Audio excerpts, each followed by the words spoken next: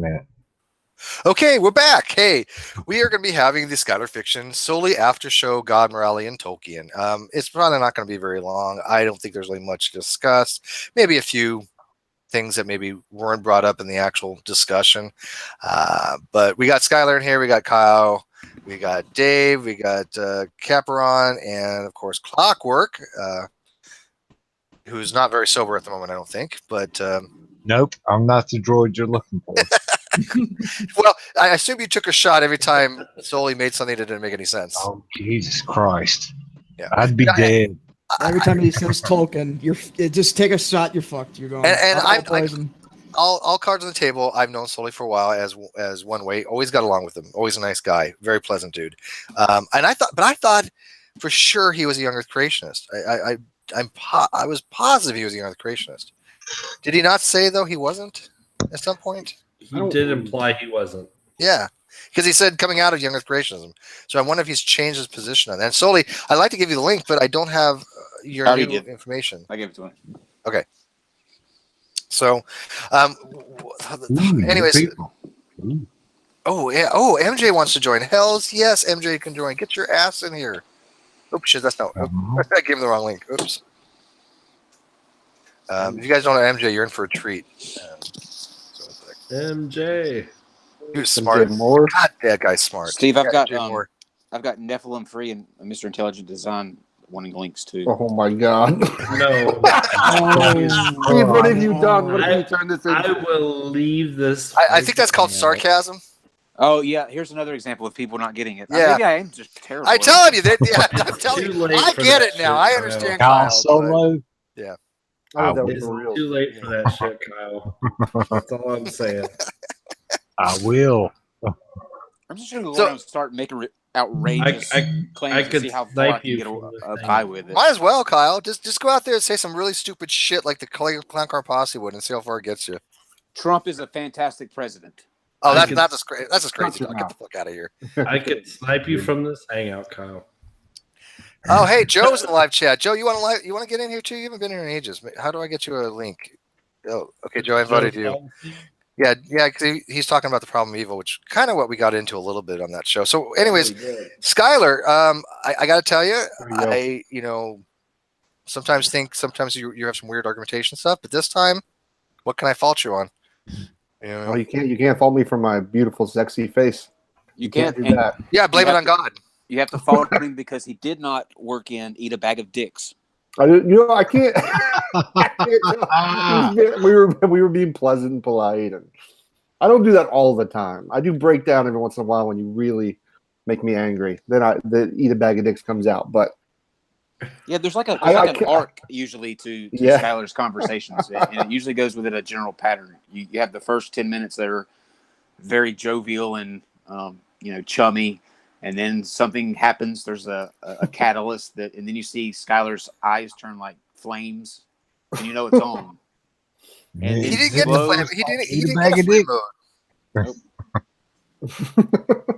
No, I don't think I got that point in this debate. No, Joe, come on in. Joe says, if I came in and crapped on morality, would everybody be bummed? Fuck no. Come on in, Joe. The thing with tonight though is that MJ's gonna come in too. Usually gets aggravated when people want to say that everything God does is moral and try to skate around questions like, okay, what about the Holocaust? But Soli was fully on taking.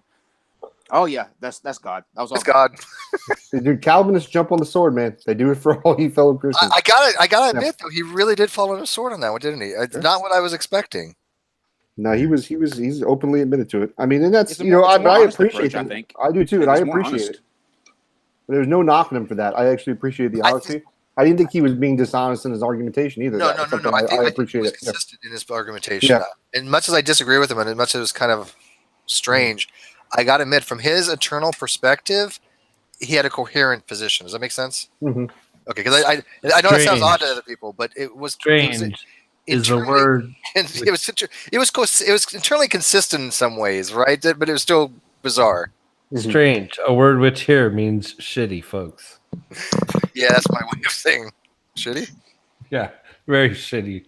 Well, I mean, Soli, it wasn't a good argument. It wasn't Soli. Digital Hammurabi was listening, and I don't know if it was Josh or Megan, but I think it was Josh. But I had asked on a scale of 1 to 10, how are you evaluating Soli's arguments right now? And he said 1, and then afterwards it turned it up to 0.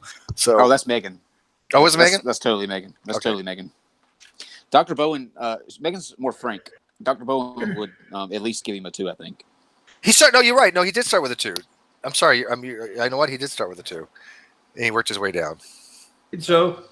Hey, so Joe, how's your moral standard? Still an error theorist. You know what? I've leaned toward error theory. I like Mackey's approach. However, well, I'm not fully convinced it's the way to go. But if I'm going to be a more anti-realist, I'm going to be a more error theorist. Is that okay? Yeah, sure. Okay, cool. I'll ask Mackey. Yeah. Well, I mean, what do you think about quasi-realism? I'm not really sure I understand it. It's a little off there, but it sounds weird, huh? Well, from what I've heard, it sounds like they want to have their cake and eat it too. But I think that just means I haven't heard a good synthesis of it. Get with Dave. Oh, now I want cake really bad. I think the cake is a lie, by the way, people. The cake is a lie. There's a lot of parody arguments that you could use against moral realism that I think you could just say these arguments also work against quasi-realism, to be honest. Like one argument against the existence of moral properties is that the same arguments you use to support the existence of moral properties can be used to support the existence of gastronomic value properties. That is a property that In-N-Out Burger is objectively better than McDonald's. Well, That's fact. That's fact. Right. I picked a bad example. How about this? Vanilla ice cream is objectively better than chocolate That's ice an cream. incorrigible belief. Incorrigible beliefs are always That is a fact. absolutely false. That is objectively false. The But that's point an of incorrigible belief. They're true by definition, Joe. well, there's argument from I'm getting good at disagreement this I heard from Kyle, and I don't know what you're talking about. But anyways, You don't know what I love how a lot of these fallacies are just you just throw argument and then whatever they're doing in front of it. You know, like you could be eating a cheeseburger and somebody be going, "That's an argument," or "That's a that's an argument from eating a cheeseburger." That's an argument. They're very straightforward. Try thinking about it though. Every argument that you know for moral realism, do you think it can work for gastronomic realism? Joe, David, and Scott are the only maybe 2 people in here that know what moral realism even is. It's objective morality. I like to think that that would be the case. Right. I disagree. But do you agree? Do you agree? I finally got Joe in here. I haven't talked to him for a while. So do you agree? Scott, are we taking away from your discussion? No, yeah, that's the other thing. Okay. Food anyways, go ahead, please. Okay. And MJ's in here. By the way, if you guys don't know MJ is one smart motherfucker. So just be nice to him. Don't put me on a pedestal. He's very sensitive. Because we're usually mean to people who are smart. Yeah. Wait, you guys always nice to wait a minute. Yeah, we're always mean to you, Joe. Oh, okay. Okay. So do you agree that even if morals are not objective or subjective, there are still moral facts? Me? No. Okay, because the subjectivist would say there's still moral facts, but they're contingent upon the individual or the mind, correct? They would say a couple things. They might not see when I hear moral facts, I hear someone speaking about the ontology, like there are moral properties that exist. Not all subjectivists, I think, worry themselves with the ontology. Yeah, that's a good point. Okay, some moral facts can exist as a subjectivist. There are subjectivists that say that, sure. Okay. Now, if you say there are no moral facts, and we're going to clarify for everybody so we're on the same page. If there are no moral facts, you would be a non-cognitivist of some sort, correct? No, propositions don't read. It's about like if you can make sense of the propositions. Because I don't think that there are moral facts, but I am a cognitivist. I'm not a. I think there are moral facts. I think that you can make sense of the idea of moral facts, whereas a non-cognitivist doesn't think you can. It's like making sense of a square triangle. Yeah, a non-cognitivist would put it somewhere under like prescriptivism or emotivism, right? Like they think that when you're saying stealing is wrong, you're saying boo, stealing. Stealing, yeah, and prescriptivism is stealing is wrong, don't steal. As a command. Sure. Yeah. So As an error theorist, though, is an anti-realist. It's still a cognitivist position, though. Yes. Yeah. Yeah. It's like, oh, go on. Sorry. No, go on. Okay, so the idea is, I think that all moral judgments are uniformly false. Just like I think all statements about the existence of witches are false. Like someone who says a witch exists, I think that that's a false statement, but I still can make sense of that statement. So I'm a cognitivist. If I say it's a false statement and I can't even make sense of it, it's like saying a square triangle exists, then I'm a non-cognitivist. And the way I look at Mackey's moral theory is more along the lines of if you have a proposition like stealing is wrong, the way he argues it, the way I read it from the argument from queerness is that there is no property of wrongness to instantiate that proposition and make it a truth valued proposition. MJ, does that make sense? That's the way Mackey argues it? It does. I think somebody responded to your argument from queerness terminology. Somebody asked, okay. That would be me. He loves the queer. That's my favorite. It's my favorite argument. It's not the gay argument. It's the queer argument. Joe, do not ruin my dream here. Okay. So MJ, let me ask you: does that make sense from a error theorist point of view that since you don't have a specific property to instantiate that word in the proposition, all propositions are therefore in error and are untrue? Yeah, the queerness property that inheres in the semantic assertions of moral claims is odd to Mackey because he has this criterion of outlining these conditions for empirical verifiability, and since moral properties wouldn't fall under that methodology of confirmation, they're queer to him. Right, because they don't have the same properties as empirical facts. Yeah, but I think that it's not just I agree. That's one way we can learn about the other properties we're familiar with, the non-queer ones. But like even like Platonic, the properties, right? Even that doesn't really seem to make sense when you're thinking of what a moral property would be like. Right. Unless you're a Platonist regarding moral properties. Let me clarify something. Nobody's making fun of queerness. Kyle is a homosexual. He likes the argument from queerness. The argument from queerness has to do with morality from Mackey's argument from error theory. So there's somebody in the live chat that's saying we're making fun of queerness. No, it is actually an argument made by an error theorist. Yeah, that's my specialty. You're the gay guy. Go ahead. Mackey affirms heterosexual properties. The argument from queerness is a fabulous fallacy. We accept it for who it is, or what it is. I'm sorry. We accept it for what it is, and we totally support its right to be among the other fallacies. It's not a joke. It's a you won't let me use the word fabulous. When I was a kid, I read The Hobbit. Why? But I have a lot of gay friends, and they tell me I can use the word fabulous. They lied to you.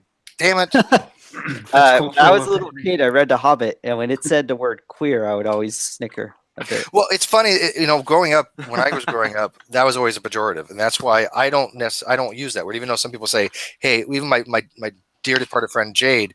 She didn't mind being called queer. That was what her preferred thing was to say. I'm not gay. Just call me queer.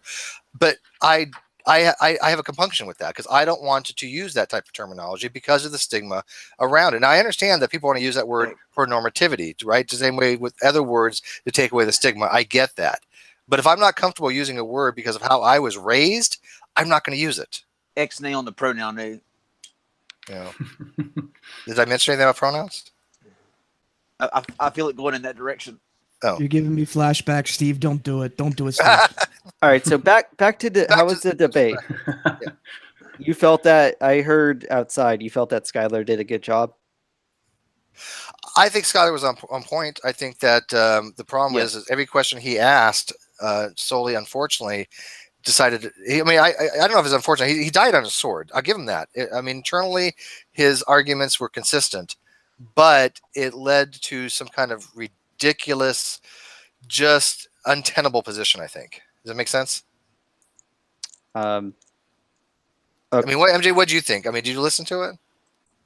I listened to parts of it.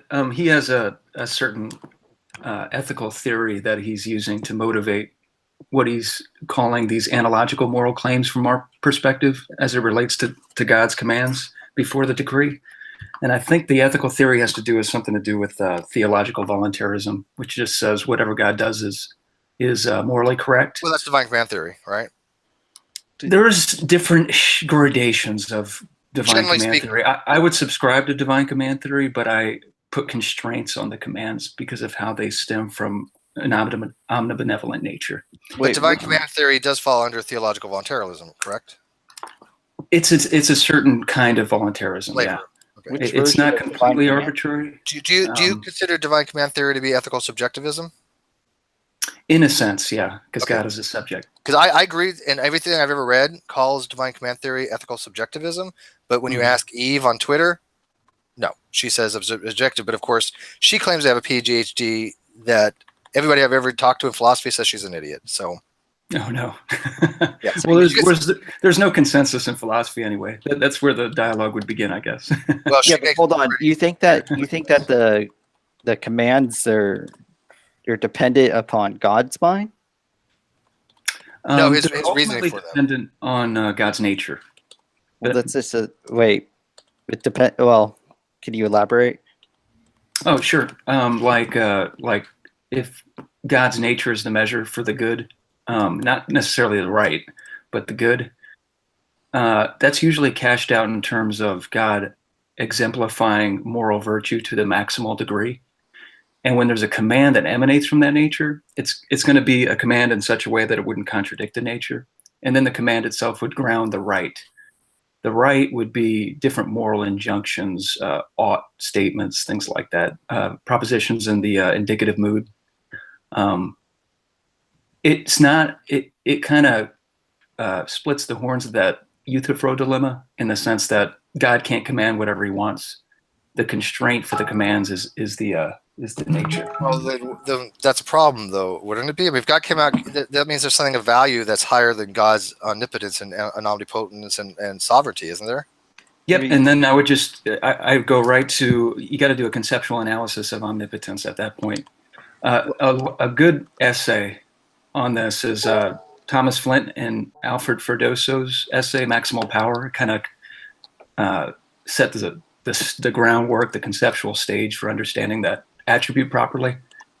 That attribute, in summary, it's a very detailed article, is that it's just God's power to bring about maximally consistent states of affairs. And that particular constraint is compatible with saying that God can't bring about a state of affairs that is inconsistent with his nature. Well, I get that. In every possible world. Yeah, that would be the principle of eternal verity is the same thing, right? God cannot do something that's logically impossible. He can't cease to exist, right? Okay, exactly. So Sarah, by the way, I've come a long way in these discussions, haven't I, MJ, since we first met, haven't I? Pardon me? I'm sorry? Since we first met, I've come a long way in these discussions. You've always been a genius to me. Oh.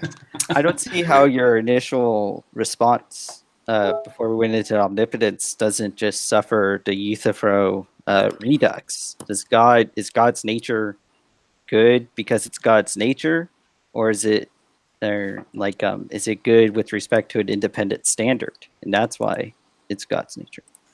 The analogy that William Alston gives is that meter stick in Paris. So it's just a brute fact that God's nature exemplifies the good. I mean, but so you can say that about explanation. Well, you can start anywhere with any other. I mean, why is it the case that you go with God's nature over like Jim's nature or Steve's nature? Because those natures would exemplify virtues to varying degrees, whereas God's nature exemplifies virtue to the maximal degree. You just said that it's a brute fact, though. Yeah, that's a brute fact. The exemplification of the virtue to a maximal degree is a brute fact, I would say. Yeah, but I'm asking you, how do you measure? How do you measure that it exemplifies these virtues? And the problem here is that you just say it's a brute fact that God is the most virtuous character, has the most virtuous character. Is that what you're saying? It's just a brute fact? It would be an investigation of the concept of God. So I'd have to know what you mean by measure, because there is no way to empirically measure it. But when you do a conceptual analysis of the greatest possible being, like Anselmian explorations and Thomas Morris and things like that, you unpack all these attributes conceptually. Yeah, but And so it's an a priori investigation. I'm just, well, okay, I'm not really sure a priori investigation there, but the idea here is, why is that not just available to some guy saying Jim exemplifies virtue, and therefore we ought follow his commands? The key block for me for considering Jim is that he wouldn't exemplify it to the maximal degree. That's my block to that. That's why I can't go there. Now I would need some kind of conceptual measure by which to measure the way in which Jim exemplifies the virtue that he exemplifies. If I'm going to give some kind of conditions for assertability with regard to my statements about his virtue and the way in which he exemplifies it, I would think those conditions would need to be tied to a greatest conceivable being that exemplifies virtue to the maximal degree. See, your concern is you're not sure how you would measure the virtue in Jim, but that's the exact same. I mean, that just sounds like you're saying there's an independent standard that you would need to appeal to in order to say that Jim does exemplify virtue to the highest degree. But that's the same argument that can be thrown at God. As far as him exemplifying it to a maximal degree? Yeah, you would have to appeal to an independent standard in order to establish that. Just like you said, I would have to do that to establish that Jim is the most virtuous being. Yeah, so there's two different things going on maybe. Maybe there's the nature itself, and then there's the exemplification relation between the virtue that's being exemplified and the nature. And I would just use the nature. I would just use the nature as the measure to determine whether or not that virtue is being exemplified to a maximal degree. Why is that not available to the guy who thinks Jim's nature tells us what's right and wrong? It seems to me that Jim's nature wouldn't exemplify it to a maximal degree. So the relationship between Jim's nature and the exemplification relation would be such that you would need that ontological grounding so as to come to accurate judgments about the degree to which Jim exemplifies that particular virtue, whatever virtue we're talking about. It's grounded in his nature. Yeah, exactly. The degree to which he exemplifies it is grounded in his nature. So, and because it's not, I'm not seeing a disanalogy between divine Jim theory and divine command theory. Oh, because the distinction I'm kind of emphasizing is that it has to be exemplified to a maximal degree, so that the relationship between the commands and the nature can ground moral injunctions. If Jim's nature doesn't exemplify virtue to a maximal degree, then there's no relationship that I can see between whatever commands he would give and the nature that he has and the degree to which he exemplifies his virtue. So this is the problem I've been kind of saying, is that the way you identify what degree someone exemplifies virtue is grounded in Jim's nature. And as a consequence, I can just simply say it's a brute fact that Jim has the maximal degree of virtue, and is thus the person we should look to hear what is right or wrong. And it just sounds like this is a parody argument of divine command theory, the view of divine command theory that you're putting forth. And I don't see a disanalogy.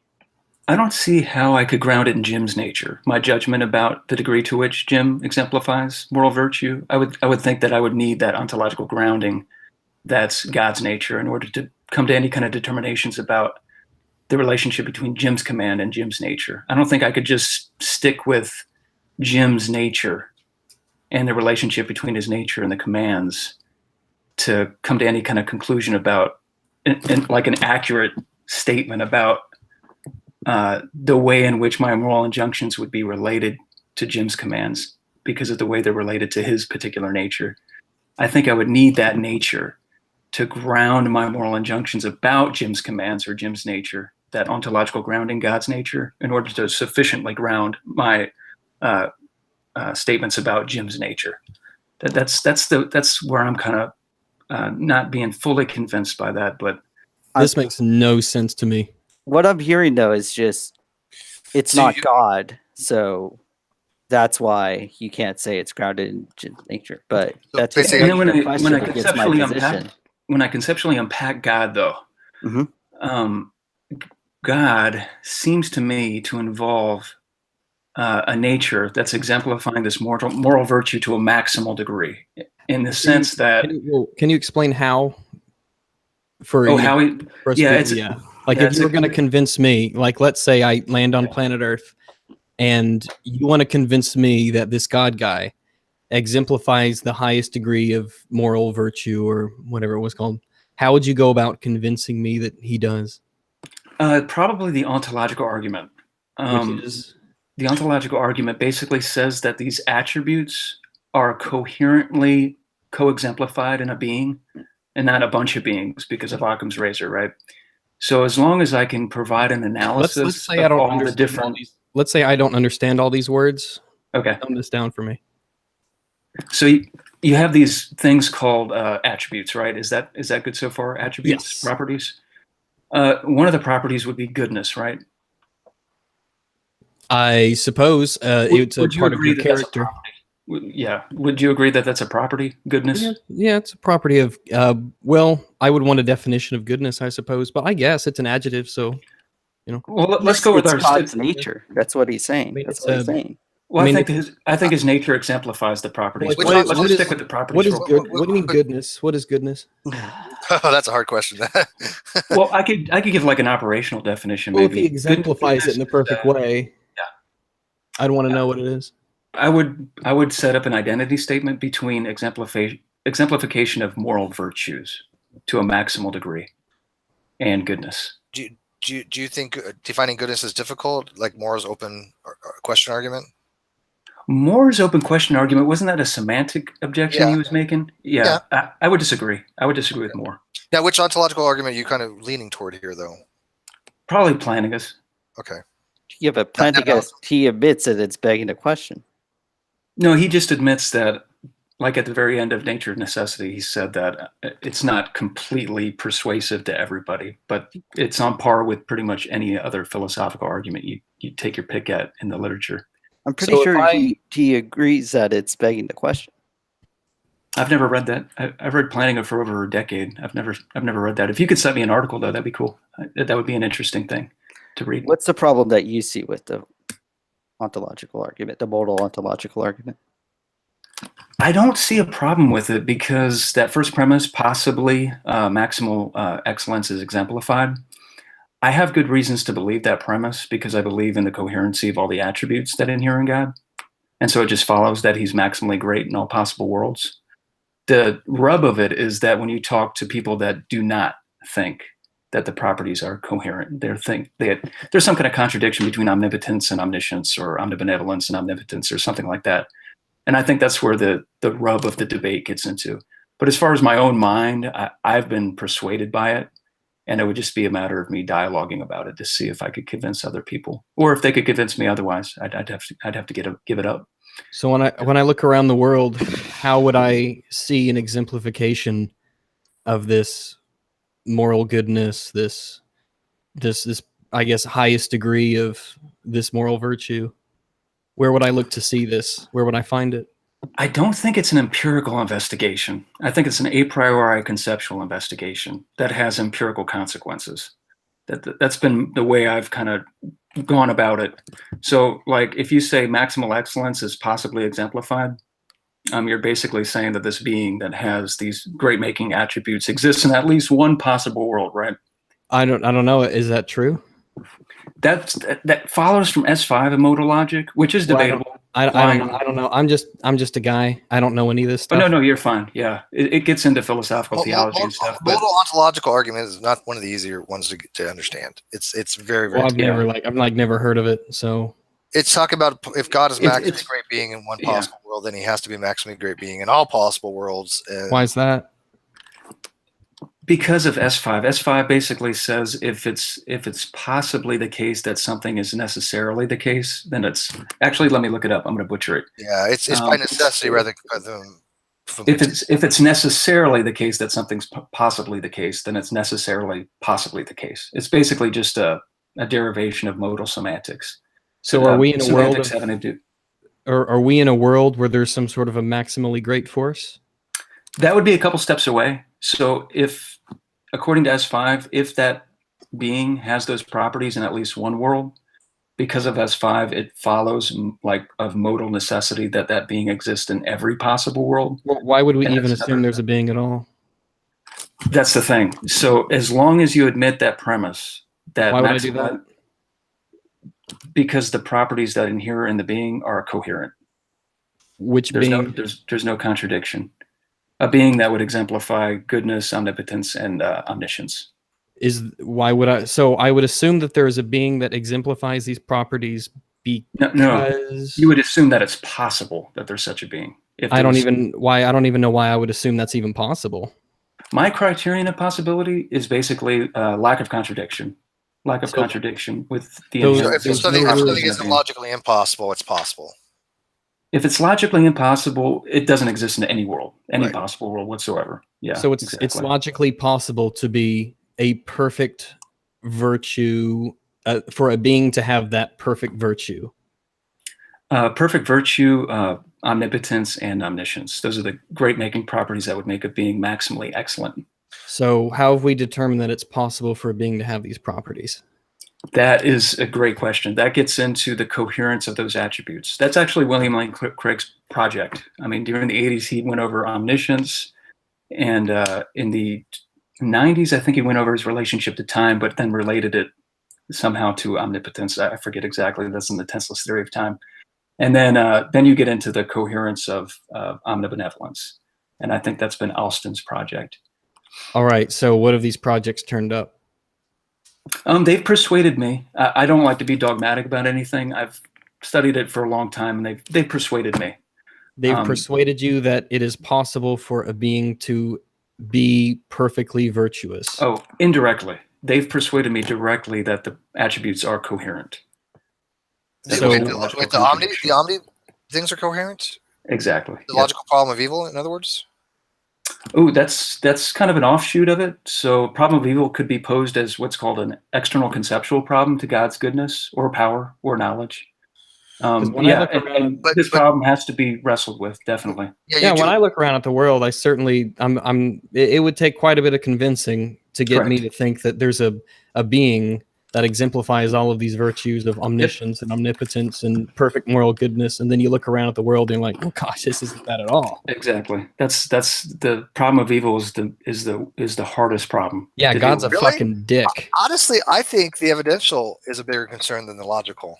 I think so too. I think it's the moral thing that really put me off the idea. When I used to be Christian, when I really started looking at that was really what turned me off the idea.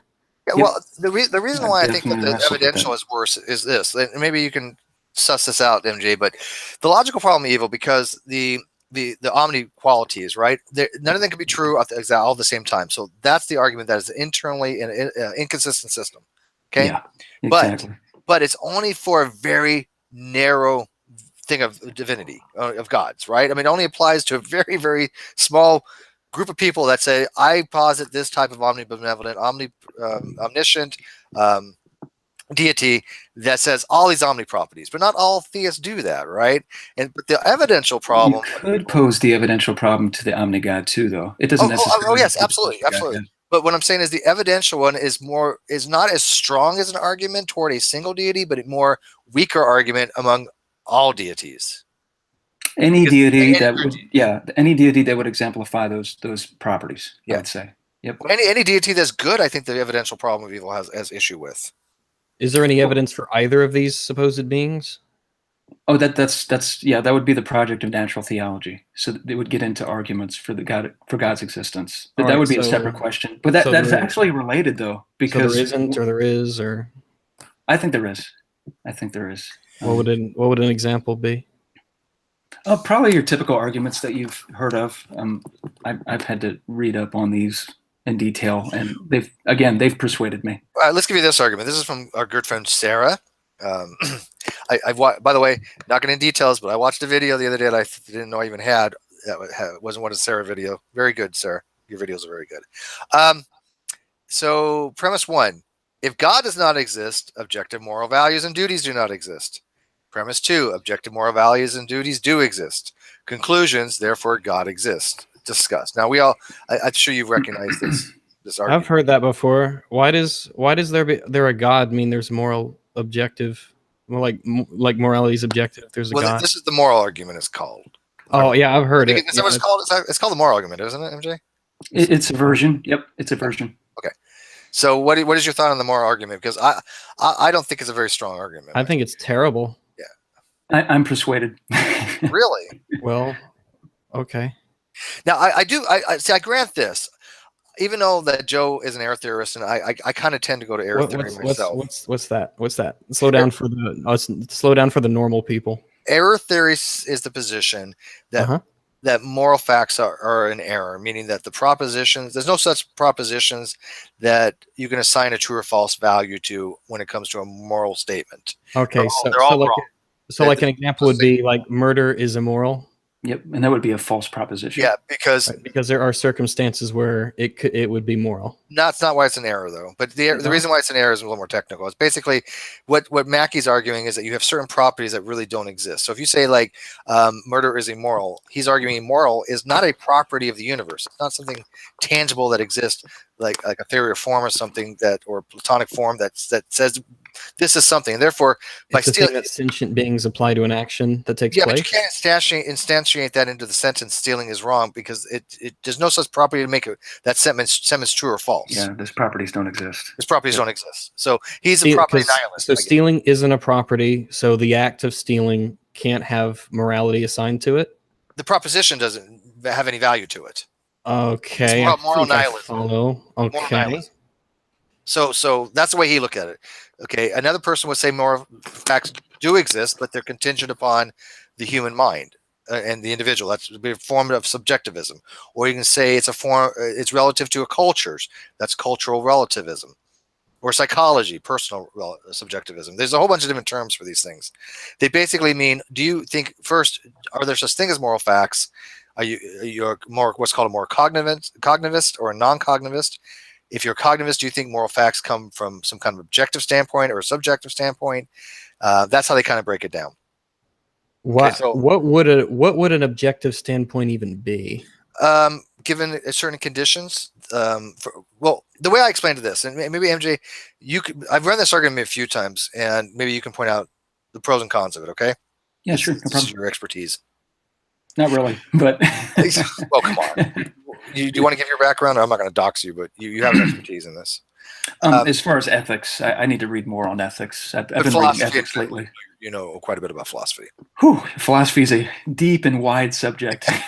I'm trying to give you props here, man. You're okay. So, anyways, he's well informed on a lot of topics. So, as an error theorist, that would fall under moral anti-realism, which obviously would reject or objective morality, right? But I don't think they would necessarily discount the possibility of objective morality existing. When I hear people say objective morality does not exist, I like to know their reasoning for it, because if you listen to like Cosmic Skeptic's reasoning for it, it was horror bad. His reasoning was this. If you haven't seen the video, MJ, I haven't. No. Okay. Well, okay. Either one of you. MJ, have you seen Cosmic Skeptic's video? I haven't heard of him. No. You never heard of Cosmic Skeptic? I have not. No, I'm sorry. His argument basically goes like this, in a nutshell. There's a few major issues, but the main one, it seems to me to confuse beliefs with the content of the belief, because he'll argue just because you say something is objectively moral, if somebody believes that's wrong, therefore they can subjectively say it's wrong, therefore objective morality doesn't exist. Something along the lines that I would argue, it is an objective fact, not an objective moral fact, but as an analog. It is an objective fact that 1 + 1 = 2 as an analytical proposition. The fact that somebody can believe that is true or not subjectively does not change the content of the fact that the statement is objectively true. Of course, yeah. Okay. He's saying, however, that because I can argue 1 + 1 = 2, it is no longer objectively true. And I think that's confusing the belief. And this is exactly what Dr. Malpass pointed out. He wrote a brilliant refutation of his argument. And he pointed out that Cosmic Skeptic is making a very basic mistake of confusing the belief with the contents of the belief. Yep, that's a key distinction. I totally agree with Alex. Yeah, and everybody I've read so far agrees with Alex, except for one person, but they don't seem to understand the argument very well. So, yeah, 1 + 1 = 2 is either necessarily true or necessarily false. So, I mean, independent of belief. Yeah, it has to be necessarily true by analytical distinctions, though. by axiomatic reasoning, it has to be the way it is. Yep. But given the axioms, yep. Exactly. Yeah. So when people say objective morals don't exist, I think they're making the mistake. They're conflating them with moral values as a whole, or moral facts. If you along the lines of that, so let me explain this to Rags, and again, MJ, help me out here. But Rags, if I say this is not a moral fact, but an objective, ontological fact. Ontological means being, existence, in a nutshell, basically. Okay. Okay. So if I say it is objectively true that if you want to win a race, you ought to run fast, would you say, no matter what anybody else believes, that statement always is true? It's objectively true by the mere fact that if you want to do that, if you want to win a race, you ought to run fast. Now, you don't have to. You could cheat. You could do other things, but it's still an objectively true statement. No. How is that not ever objectively not true? You might not be able to run. Has nothing to do with the statement, though. We'll just put a ceteris paribus clause before it. Just other things being equal. Ceteris paribus means all things being equal. Yeah. I suppose so, then. I'm explaining to Rag, sorry, by the way. So ceteris paribus means all things being equal. If you want to win the race, you ought to run fast. How is that not objectively true? Well, I was thinking of like if you're like handicapped or something and you can't run, then. But that doesn't change the truth value. In that case, other things are not equal. That's not. Yeah, that's not. Again, the ceteris paribus means all things being equal. So, like, if the goal is to win the race, then what you should do is run quickly. Run fast. Yes. I guess. Then yes. Yes. And that's not even something that's even argued. I mean, I don't know anybody who argues against that. That's pretty well standard. That yes, that is an objective fact. Yeah, I can see that. Yeah. Okay. There now, if you take that analogy, then you could apply it to objective moral facts. There are certain things that if you want to do, like Sam Harris grounds it in harms and benefits. If you wanted to increase flourishing and edaimoia, which is a Greek word meaning, is that how you pronounce it, edaimoia? It's been a long time since I said that word. That sounds right. We can just English is enough for me. Okay. Yo, what is it? Whatever. But I think it's pronounced edaimoia. It's Greek for human flourishing. If you want to produce, if you want to increase benefits of society and decrease harm, then you ought to promote happiness over misery. That was he's considered to be an objective moral fact. Eudaimonia. There we go. I mean, I'd want a clarification, I guess, what flourishing meant, but I think in the way that's used, yeah, you'd want to do that. It technically just means happiness or well-being. Okay, then yeah, I can see how that. Yeah, that seems reasonable to me. And Richard Carrier is an atheist. He definitely believes in objective moral facts. He's right. Sam Harris believes moral facts. Now, the people that believe the moral facts, I've seen fall into two categories.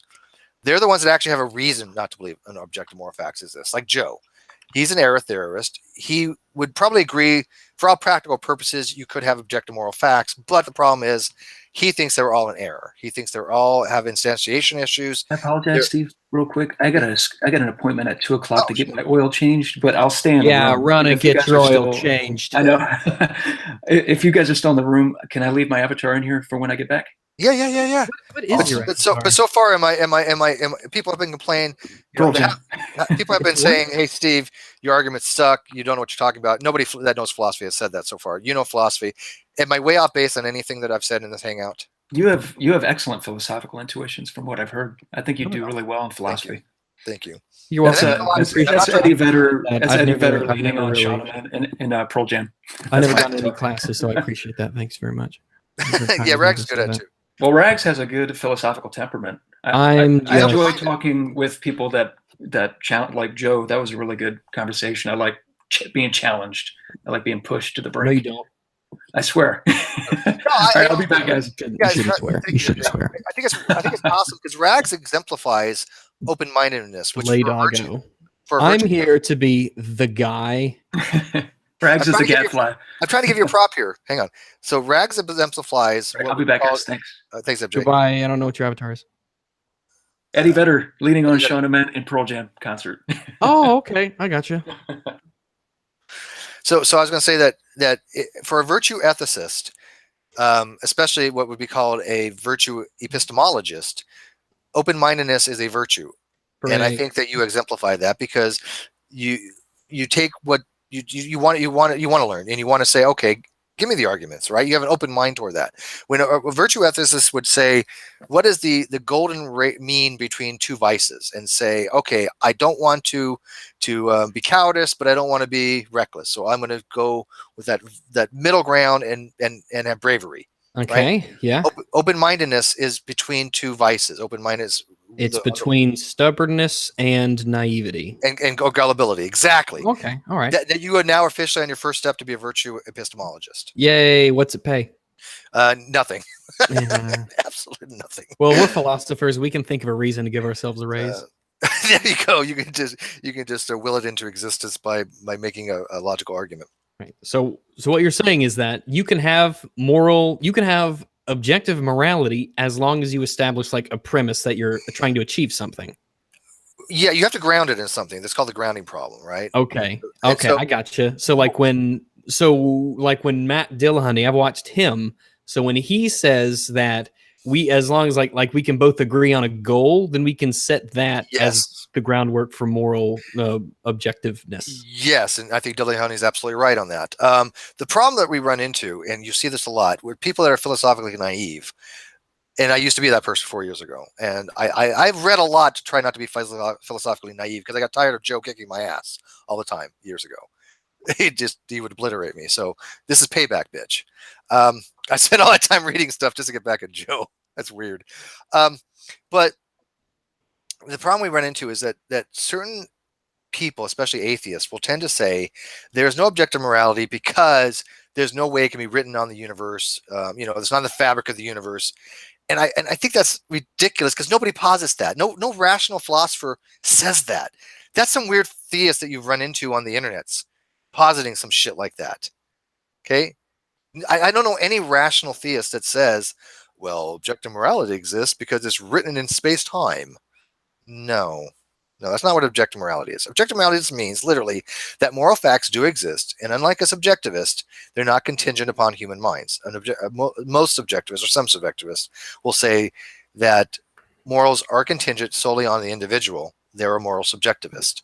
So you think like colloquially in most conversations when people say there's morality isn't objective, that they would agree to this stuff, but it's normally not what's being implied. Yeah, I think they're reading too much into that whole what objective morality is. Yeah, right? So if we were having just a casual conversation, morality isn't objective, you'd have to like get into, well, if this and this and this and this, then it can be. Yeah, I mean, so think about it. If somebody argues that objective morality doesn't exist, they need a really good argument for it. And I think Cosmic Skeptic tried, right? I think he obviously tried to have an argument. But when Dr. Mal passed, he just obliterated it, and he even still holds it against me to this day that I made him watch that. I think it was that bad. It was that bad. I think that I think they're doing people a disservice by fiat saying objective morals don't exist. Well, why not? What reason do you have? You're literally saying that you are a moral subjectivist at that point, but then the people say things like, well, moral facts don't exist. Well, okay, well then you're moral non-cognitivist. Well, no, I'm not that. Then what are you? Tell me your position and I'll work with you. And then they tell me their position is not really what they think their position means. It's really confusing. There needs to be like what we need to do is we need to come up with like a tier system. Like, are we talking to, like, are we just talking? Are we just having a chat? And that's like tier 1. And he was like, whoa, now we're going to have to go to tier 2 because now we're going to have to get complicated with what everything means and all that kind of thing. That's what we need to do. And it needs to be like a label. I agree with you on that a little bit, right? I get that. By the way, I put the moral definitions. A couple other people and myself kind of came up with this. So we in the moral definitions, if you want to go to the Great Debate community and see how we use and it's funny, Keon, you make a good point in the live chat. He's Keon. I don't know if you're she. I'm sorry. I don't want to misgender you, but if he's Zim.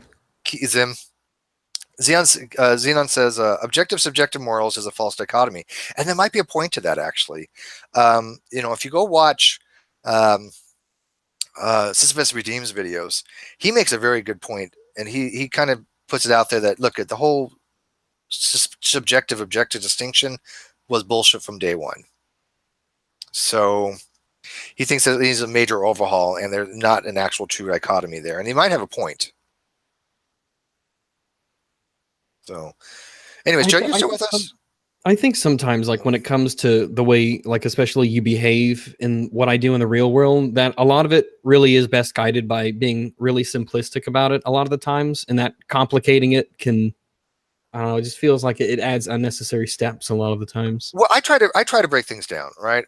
That's one of the things I do, like on Non Sequitur. I try to relate things that way everybody can understand it, because I think that I understand most concepts halfway decently. If not, I can try to learn it and try to understand it and then explain it. When we're having a more in-depth conversation, when people want to come into those conversations that don't know the terminology, it's very difficult to have a conversation when you have to break it down. Well, I don't mind doing that. Let me rephrase that. I really don't mind if they don't know the terminology at all, right? I don't. I'm happy to explain it, like you, right?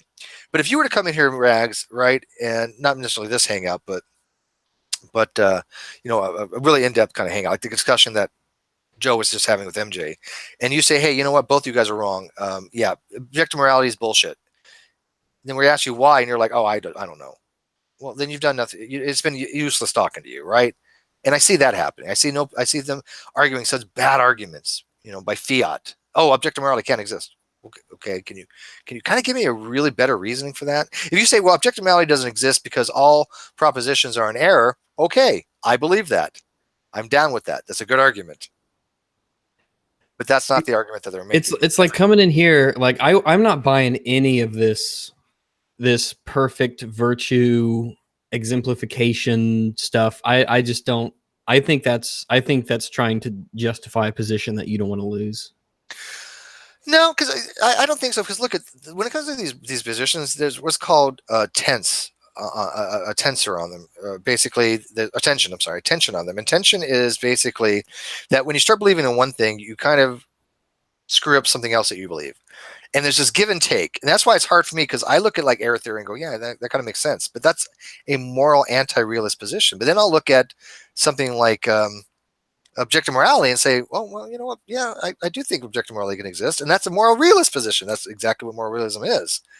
So it's really hard to narrow down one position. If you actually talk to a lot of these bigger philosophers, a lot of them never actually tell you what they are for some reason.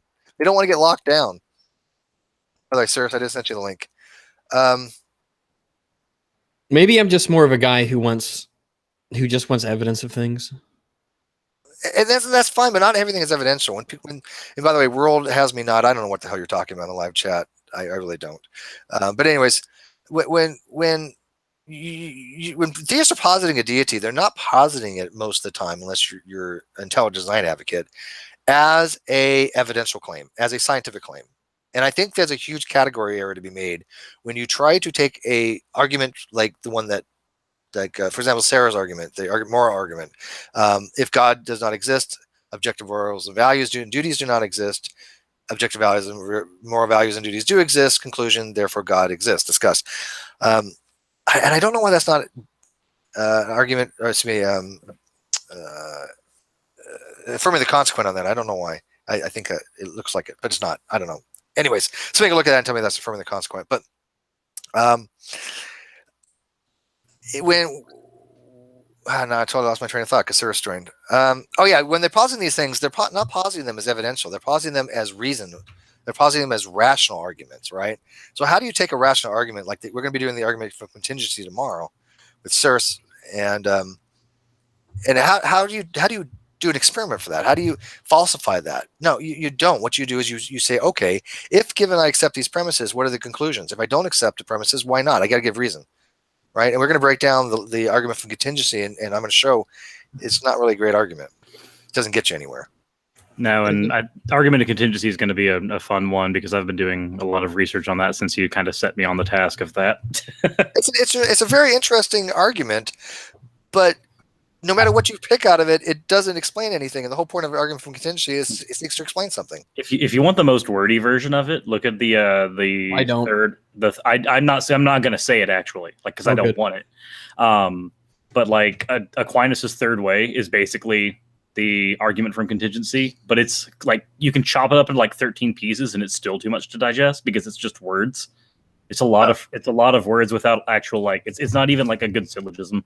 I actually had David S. who's work. I don't want to dox him, but he's working on very high level stuff, philosophy, and he broke down the contingency, and it was like 30 things long. And I was like, dude, I'm just keeping it way more simple than that. You can break it down into a 5-point syllogism, and it's fine.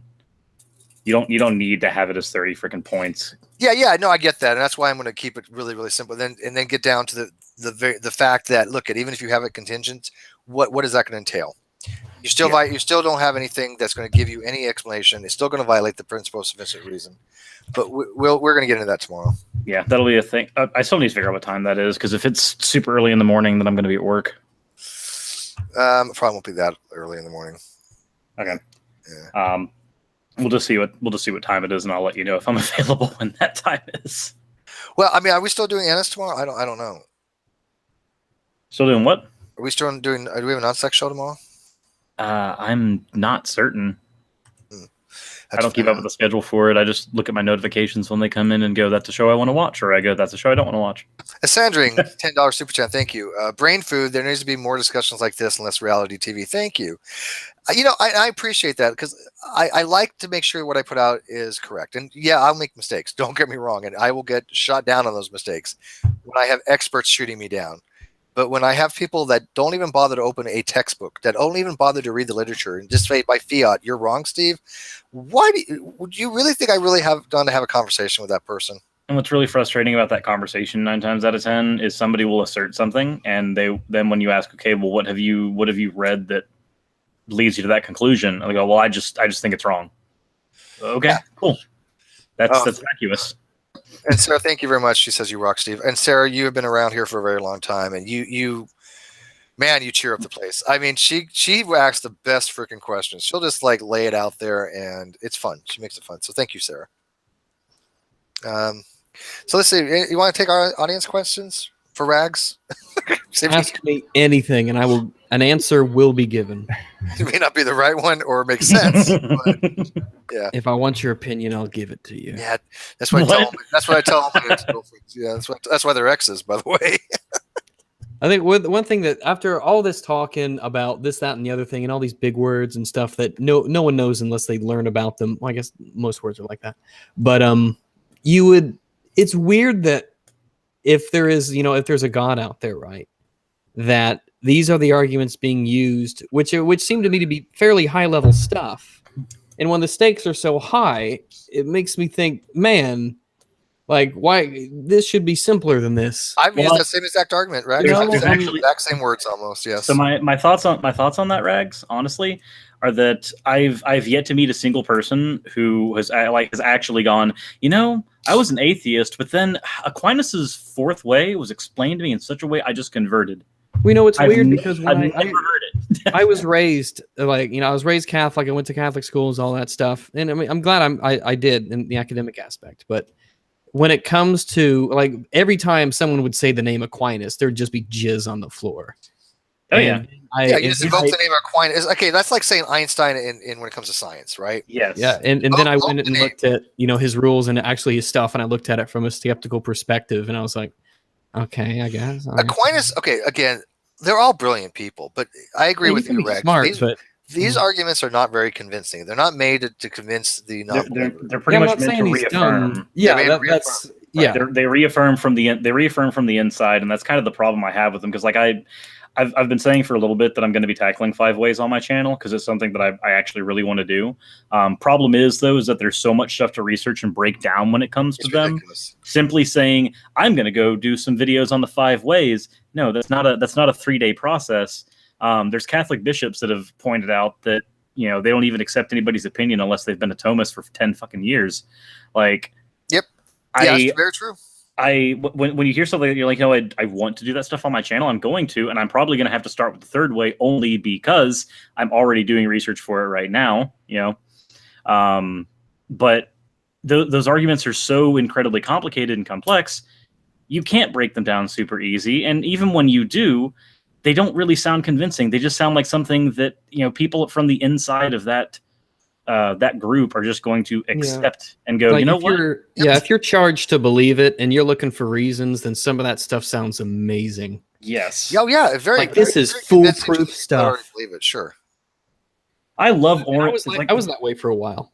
You just look at it and you're like, I love orange juice. So when they came out with a new flavor of orange juice, man, I was already on board. But like you said, like the Aquinas' 5-way, I was going to do something on it too, but it was just there's just no possible way. So I was like, okay, I'm just going to pick one. I think the argument contingency. I've been researching it for 4 days, 5 days, 6 days, whatever how long it's been.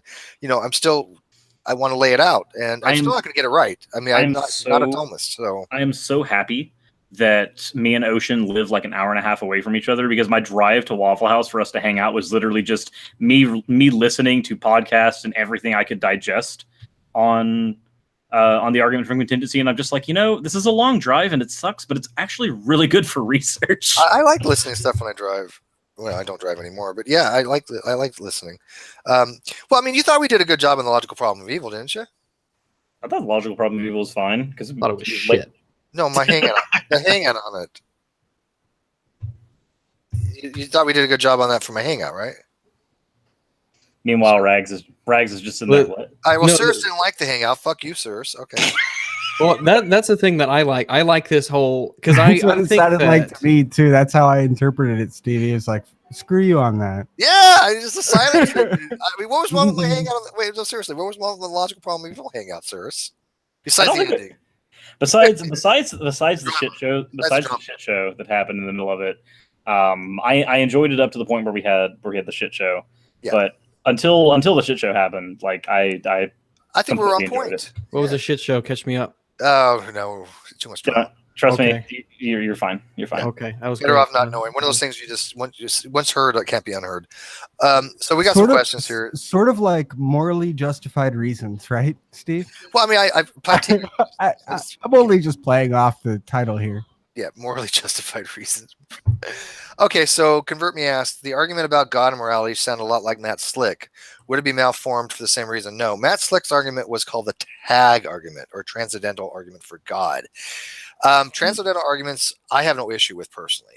And let me explain with, I'm going to try to explain what the transcendental argument is. I'll probably butcher it. But basically the transcendental argument, and I wish NJ was here, but the way I understand the transcendental argument is that if X is a necessary precondition for Y and Y exists, therefore X must exist. Something along those lines. So it's transcendentally saying that if something is have to be a condition or whatever, right? But it's a necessary precondition. If it's a necessary precondition for Y and Y does exist, then it must mean that X has to exist. That's a transcendental argument. So what would be an example of a transcendental argument for anything else, like something that we could like prove, for instance? Well, I mean, if going by that, I hate to use the whole atheist. I mean, I'm trying to think of a transcendental argument. A lack of belief. Let's see. If you lack a belief, all atheists lack a belief, but not all who lack a belief are atheists. It's a transcendental argument if you say something along the lines of because their atheists exist. Therefore, there are people that lack a belief, I guess. I don't know. It's really I can't. All warthogs are pigs, but not all. I can't really think of a good transcendental argument off the top of my head. But that's kind of what. If we're saying that if we're going to use Matt Slick's version of an argument, can we say that it can turn into an argument for solipsism the minute we're backed into a corner?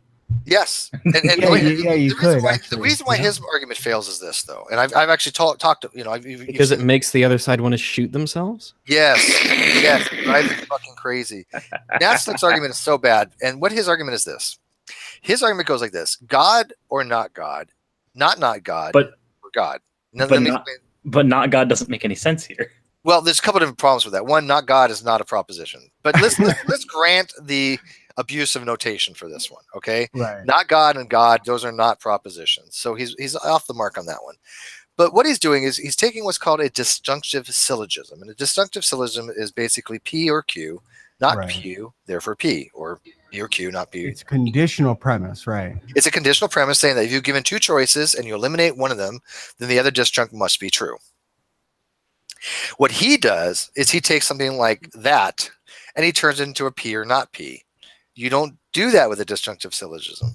So if I have P or Q and I say, well, I'm just going to put not P in there for Q and end up with, so I'm going to put not P in there for Q and end up with P or not P, then you no longer have a disjunctive syllogism. You have a tautology. And then what he does is he says, well, P or not P, not P, therefore P. Well, that's just the same as saying P, therefore P. You can eliminate the middle premise, and you basically are just asserting P, therefore P, which is a tautology, and it's also circular. What's his first premise? Do you think? Let me use an example though, because I am a presuppositionalist, and I can tell you where that sort of a disjunction is used. Let me finish exactly on this, and then you can run with it, okay? Because what people are asking, what he's saying is God either accounts for the proposition. God either accounts for the laws of logic, or God does not account for the laws of logic. Okay. Oh yeah, that's how it starts. Yeah. Does he ever actually explain why God would?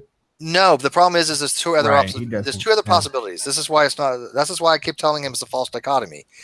There are two other possibilities. Either nothing accounts for the laws of logic, or both of them account for laws of logic, God and not God. So you can't have a dichotomy when there's other options. He's just asserting that nothing else other than the Christian God can account for the laws of logic. Well, why is that?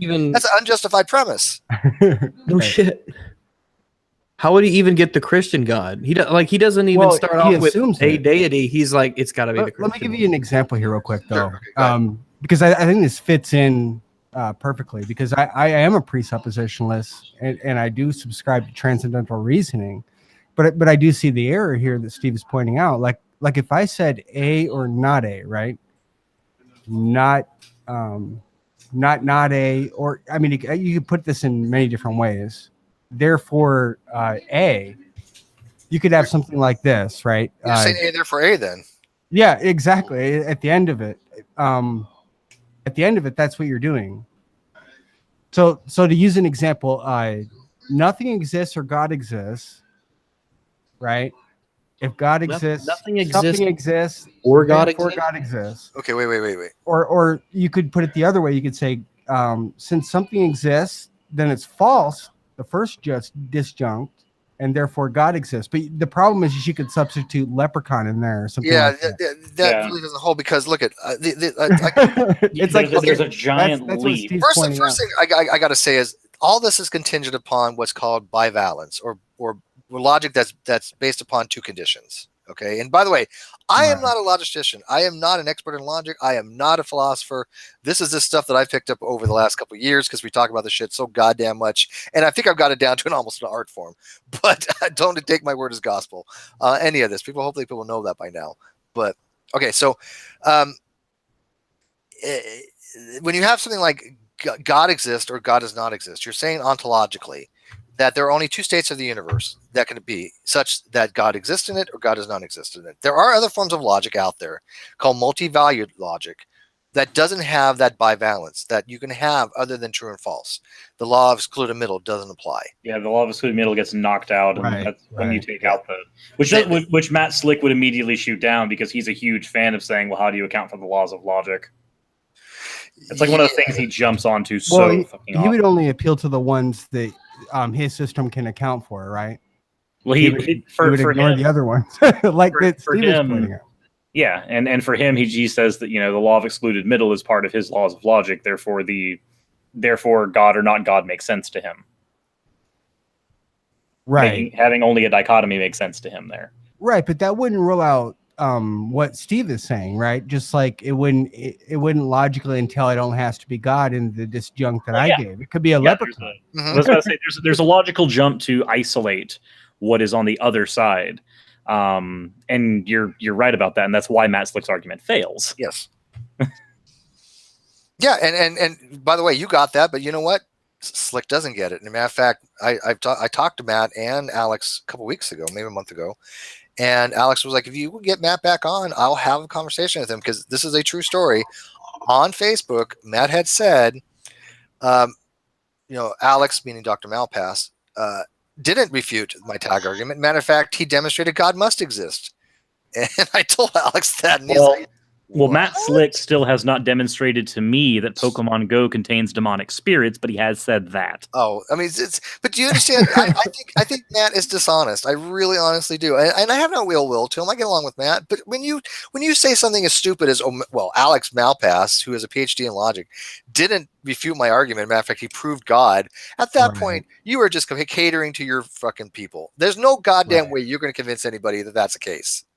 Because that's just bullshit. Maybe a more fair assessment would be to point out that, many unbelievers who fit category A have different worldviews, and many believers in the other category in the disjunct have many different worldviews, and they're all claiming that one of their worldviews, could fulfill these transcendental requirements. So that would be more fair, I think. Okay, but he actually said that Dr. Malpass proved God rather than admitting his tag argument was flawed when everybody theoretical bullshit did a wonderful breakdown of it. Dave S, Dr. Malpass, Oz, anybody. Isn't it the same tactic that people like Ken Ham use whenever they say that you prove that there's dead things all around the world buried in dirt, and the flood mythos says that should be the case, so you just prove the flood. That's the exact same. Well, he's a young Earth creationist too. Do you expect him to have really critical thinking? No, I'm not expecting him to have really critical thinking. But as I'm listening to you give how he responded to Malpass, it sounds of the same ilk. Yeah, to me. Well, it is. Soli, by the way, weren't you? I thought at one time you were a young Earth creationist. Were you not? Yes, I was. No, not you. I know you, sirs. No, Solus. Yes. At one time I was. Oh, okay. So I wasn't. Okay, so I'm not going crazy. Yeah. When did you get out of that? Well, after actually studying how the historical grammatical method is used and looking at ancient Near Eastern scholarship, since the whole Bible. Year. What year? When? What do you mean? When did I start doing that? When did you stop being young Earth creationist? Because when I met you, you were a young Earth creationist. I would say about 3 years ago. Actually. Okay. I think it's probably less than that. But when I first met you, I was almost sure that you were a young Earth creationist. We had talked about it. Yeah, we had talked about it. So was it my arguments that led you out of it? No, it wasn't your argument. God damn it. Yeah, fuck you, Steve. Fuck yeah, you can't. Have one job. Actually, it would be Dr. Michael Heiser's arguments. Heiser's cool. But it just so happens that you know Heiser. You know Dr. Michael Heiser. Yeah, he's on my Facebook. Okay. I know all of them. I talk to Richard Carrier all the time. Yeah. My problem was that I noticed that I was focusing too much on the New Testament, and I noticed that was the same with many other of my Christian friends. That they weren't actually considering Old Testament scholarship, but they would, they would employ double standards, so to speak, between the two. So all the times you told me back then I was full of shit, you want to say, "Oops, sorry." Well, no, I didn't say you were full of shit. Anyway, that's not many words. No, that isn't many words.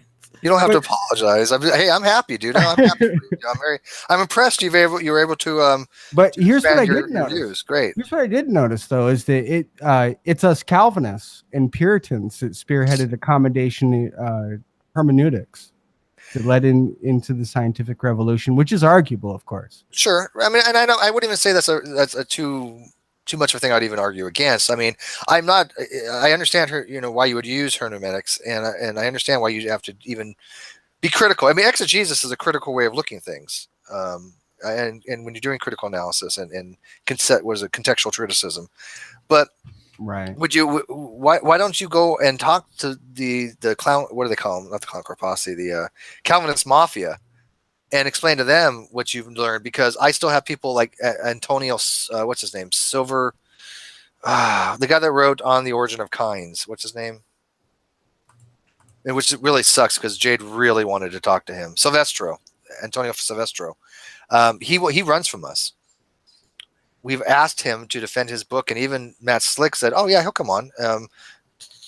Bible Thumb Wingnut. "Oh yeah, he'll come on." Nope, he won't come on. Right. He will not defend his claim. Even though I know that many of your participants, including Skylar Fiction, would go on, the Bible Thumping Wingnut, for example, right? Yeah. Skylar, I did. Josh, Realistic Nihilist, we've all been on there. We don't mind going on those types of So why wouldn't I correct those people? How am I going to correct somebody's faulty hermeneutic method. How am I going to do that? You can't. Do you ever tell them though they're full of crap? I mean, I don't know. I mean, you got a point, but you know, like I said, we go over there. I've been into their rooms. I've been into the Council of Google Plus. They're very rude, by the way. But they'll shut you down in a heartbeat. Shut you down in a heartbeat as soon as you start telling them facts. But in here, if you want to run an argument and you're Calvinist, I'll give you the floor. Take it away. Go for it. You want to do a precept right now? We'll do it. That's the difference, though. Right. They're not as big of fans of speaking in an open forum. They'd rather a pseudo echo chamber because they'll let people in but not go out. Yeah. And that kind of bothers me because I'll hop on freaking JMD or RC Apologist or any of them. Like I've been on their channels. Like it seems pretty disingenuous not to, really. Yeah, I don't mind. I go everywhere. I'm a whore. You know, I do go on a lot of channels.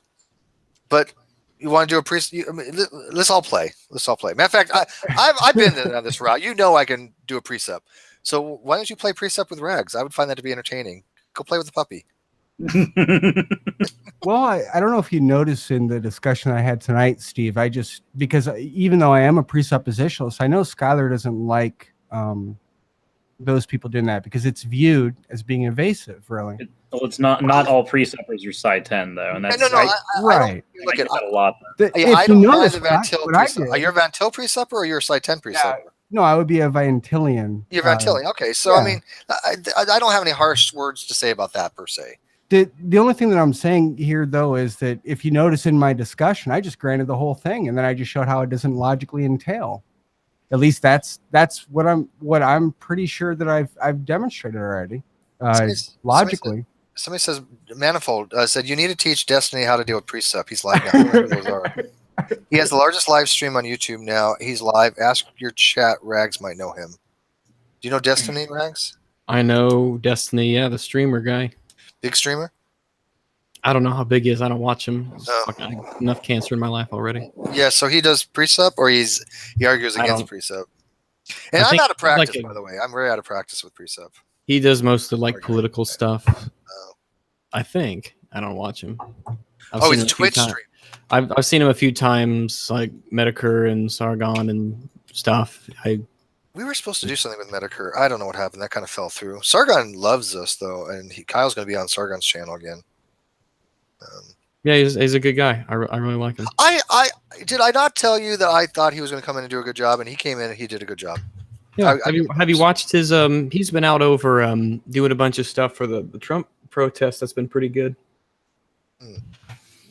No, I watched some of his stuff, but this whole SJW stuff, we're going to have a discussion on that one of these days, Rags. Trust me, it's getting deep. It's getting deep. Me and Jim are actually going to be talking about SJW stuff with Richard Carrier on his channel on the 29th of September. Oh God, I'm envious. It's going to be a fun discussion. Who's on Atheist Edge? On Atheist Edge, yeah. And he didn't invite me?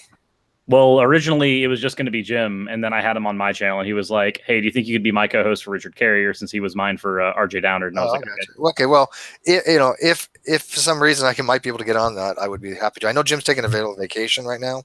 Yeah, he's taking 2 weeks. He gave me his number and he was like, "Hey, if you need a co-host or if you have if like something huge happens that I need to know, tell me." But otherwise, he's going black for like 2 weeks. That's what exactly told me. He said, "I'm going black for 2 weeks. Here's my number." He probably just copied and pasted that message to everybody, and I get that. I understand. And that was a non-racial slur, right? Yeah.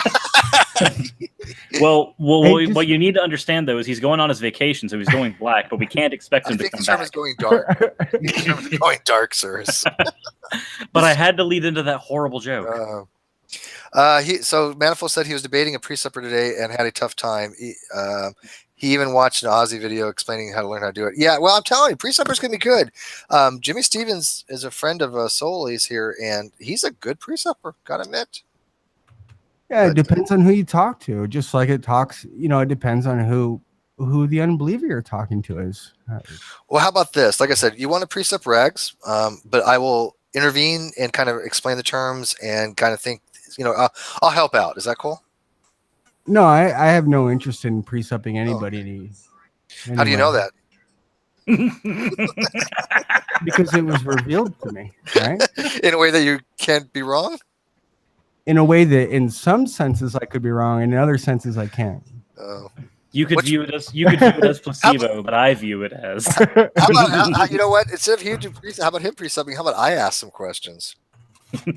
Like, what is your theory of knowledge that you go by? Yeah, my theory would be pretty much identical to Van Til's. No, your theory of knowledge. Your theory. Right. My theory of knowledge would be revelation from God. No, a theory of knowledge is justified true belief or rational true belief or pragmatic true belief. The theory of knowledge is what makes something justified to be knowledge based upon beliefs. Right. So if I ask what a theory of knowledge is, that would be like justified true belief would be a theory of knowledge. Well, it wouldn't be coherentism. It would. No, I mean, those are theories of truth. You're talking about theories of truth here, right? No, theories of truth and theories of knowledge are different. So which theory of knowledge do I? Well, I would subscribe to a revelational epistemology. No. But now you're asking me, how do I know? No, that's your theory of justification. I'm a foundationist. You're a reformed epistemologist. That's the theory of justification, not knowledge. No, I don't subscribe to reformed epistemology. That's Alvin Plantinga's. Yes. Which is which one do you subscribe to? Which is not even close to revelational epistemology. Oh, revelational. I'm sorry. Revelational epistemology. Okay. Yeah. No, you're right. But that is a theory of justification, right? Right. So let's clear up these terms so people know. A theory of knowledge would be something along the lines of justified true belief, meaning that there are three tripartite conditions that need to be met: justification, truth, and belief. Yeah, you have to believe P is true. P is true. You believe SP believes P, and S is justified to believe P. Now, I don't subscribe to that, not just because of the Getty Air problems, but I don't subscribe to it because I think reliably produced true belief makes more sense to me. But they all have all problems, but so those were the theory of knowledge. The theory of truth would be something along the lines. You would hold to reliabilism. That's what you would hold reliabilism, yeah. Okay. So a theory of justification would be something along the lines of coherentist foundation, coherentism, which coherentism would be that you have like a frame of beliefs, a web of beliefs, and that when you learn a new belief, you throw another belief away that doesn't comport with those new beliefs. So if something is true if it comports to your existing web of beliefs, that you can support it. A foundationalist approach, like I have, is, and this is old school, this is classical foundationism for the most part, but basically you start off with certain axiomatic assumptions, such as I believe the universe exists. Okay, I cannot inferentially justify that. Right. So it's a brute fact.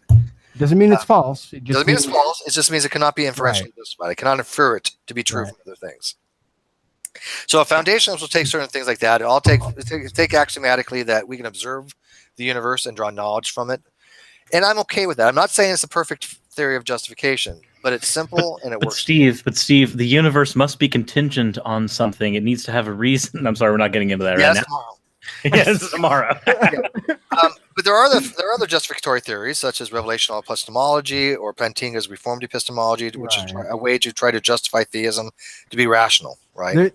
There's actually other forms that try to go about it a different way, using the same reasoning as a presuppositionalist, like Donald Davidson's thesis on theory of language, because ultimately, if you read Van Til, what he's talking about is that we have to predicate things of God in a different way than we do, precisely because there's this distinction between the way that God, sees things in the way that we do. The problem I have with any kind of revelational epistemology or even reformed epistemology is that I don't think the belief in God is necessarily a properly basic belief.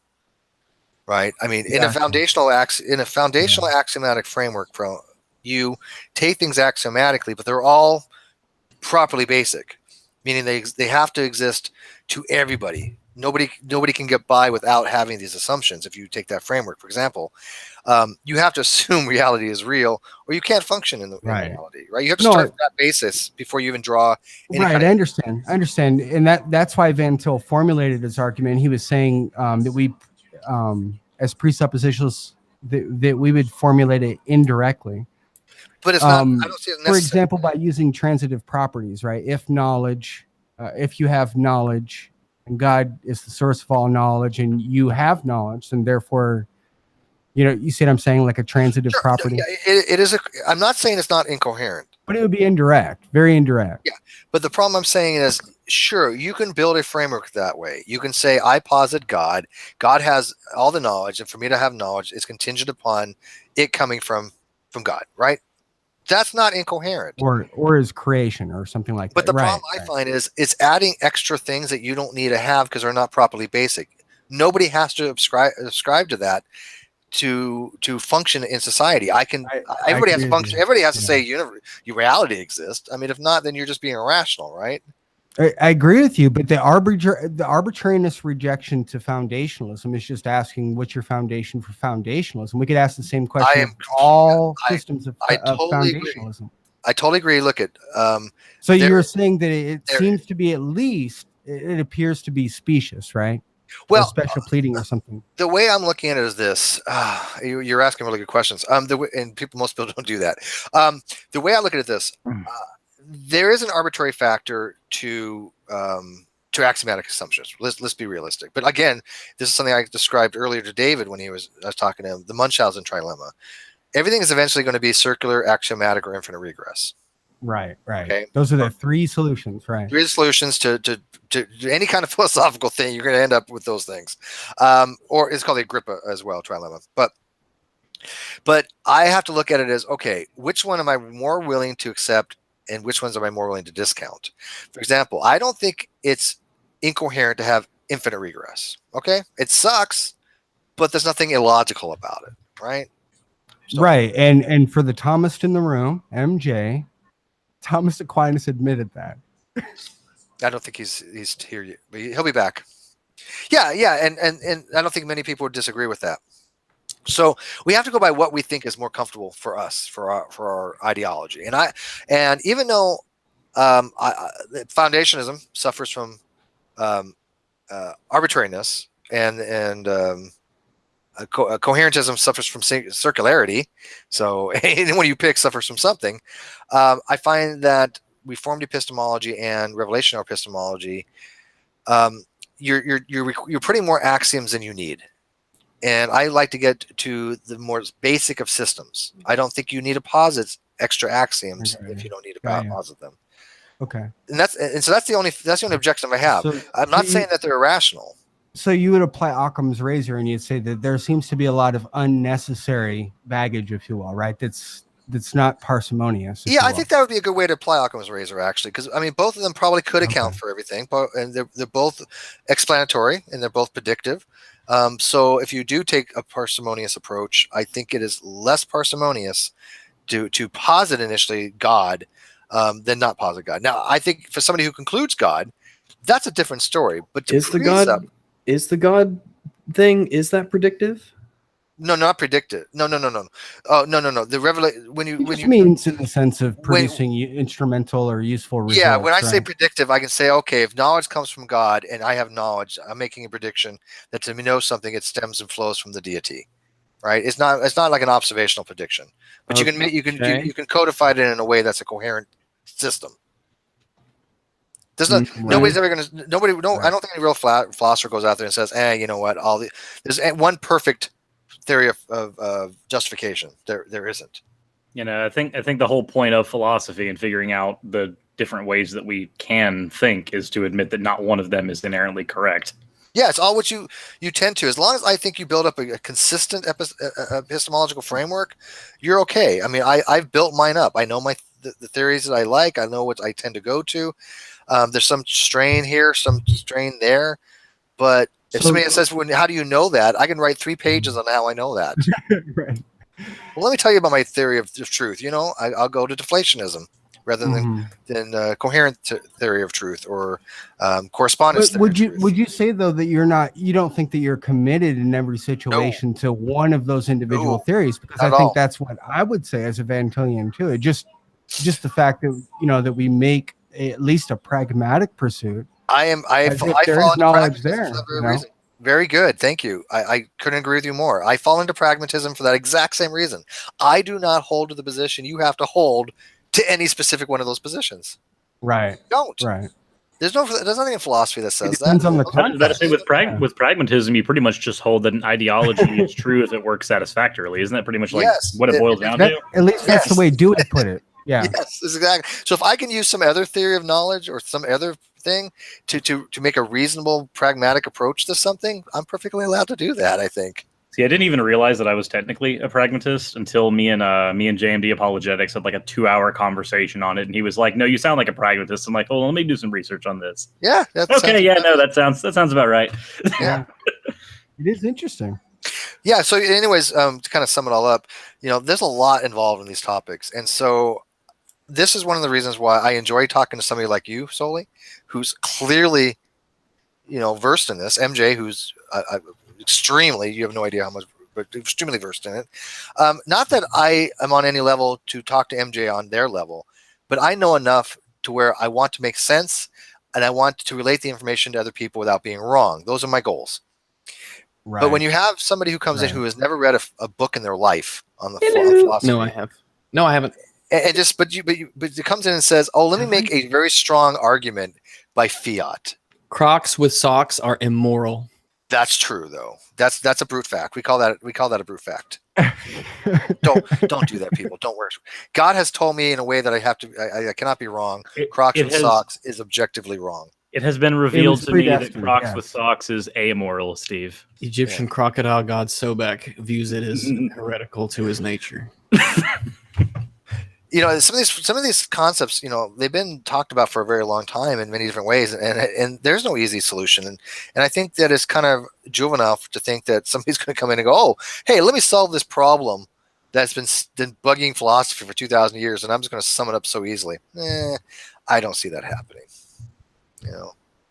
So, I guess in conclusion, if this personal God could just say like hello or something to clear this up, that would be great. Hi, Rex. Hello. Stop touching yourself. I know.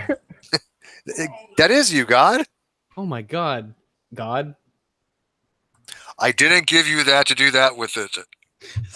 But I think of you when I do it. But I don't think of you, and that makes it God rape. God raped me. God did not consent to you thinking about him that way. You probably learned more in the last hour than 2 hours. God created a world in which I would not consent to his advances. What a dick. Anyways, anybody got any other questions? One of these days, Rags and I will have our discussion on the. I was going to ask you guys if you had any objections, things that you would like to bring up and ask me about since I'm here. Yeah, why is Thomism so goddamn difficult to understand? Why? Dude, it's ridiculous. Why is what? It's Thomism.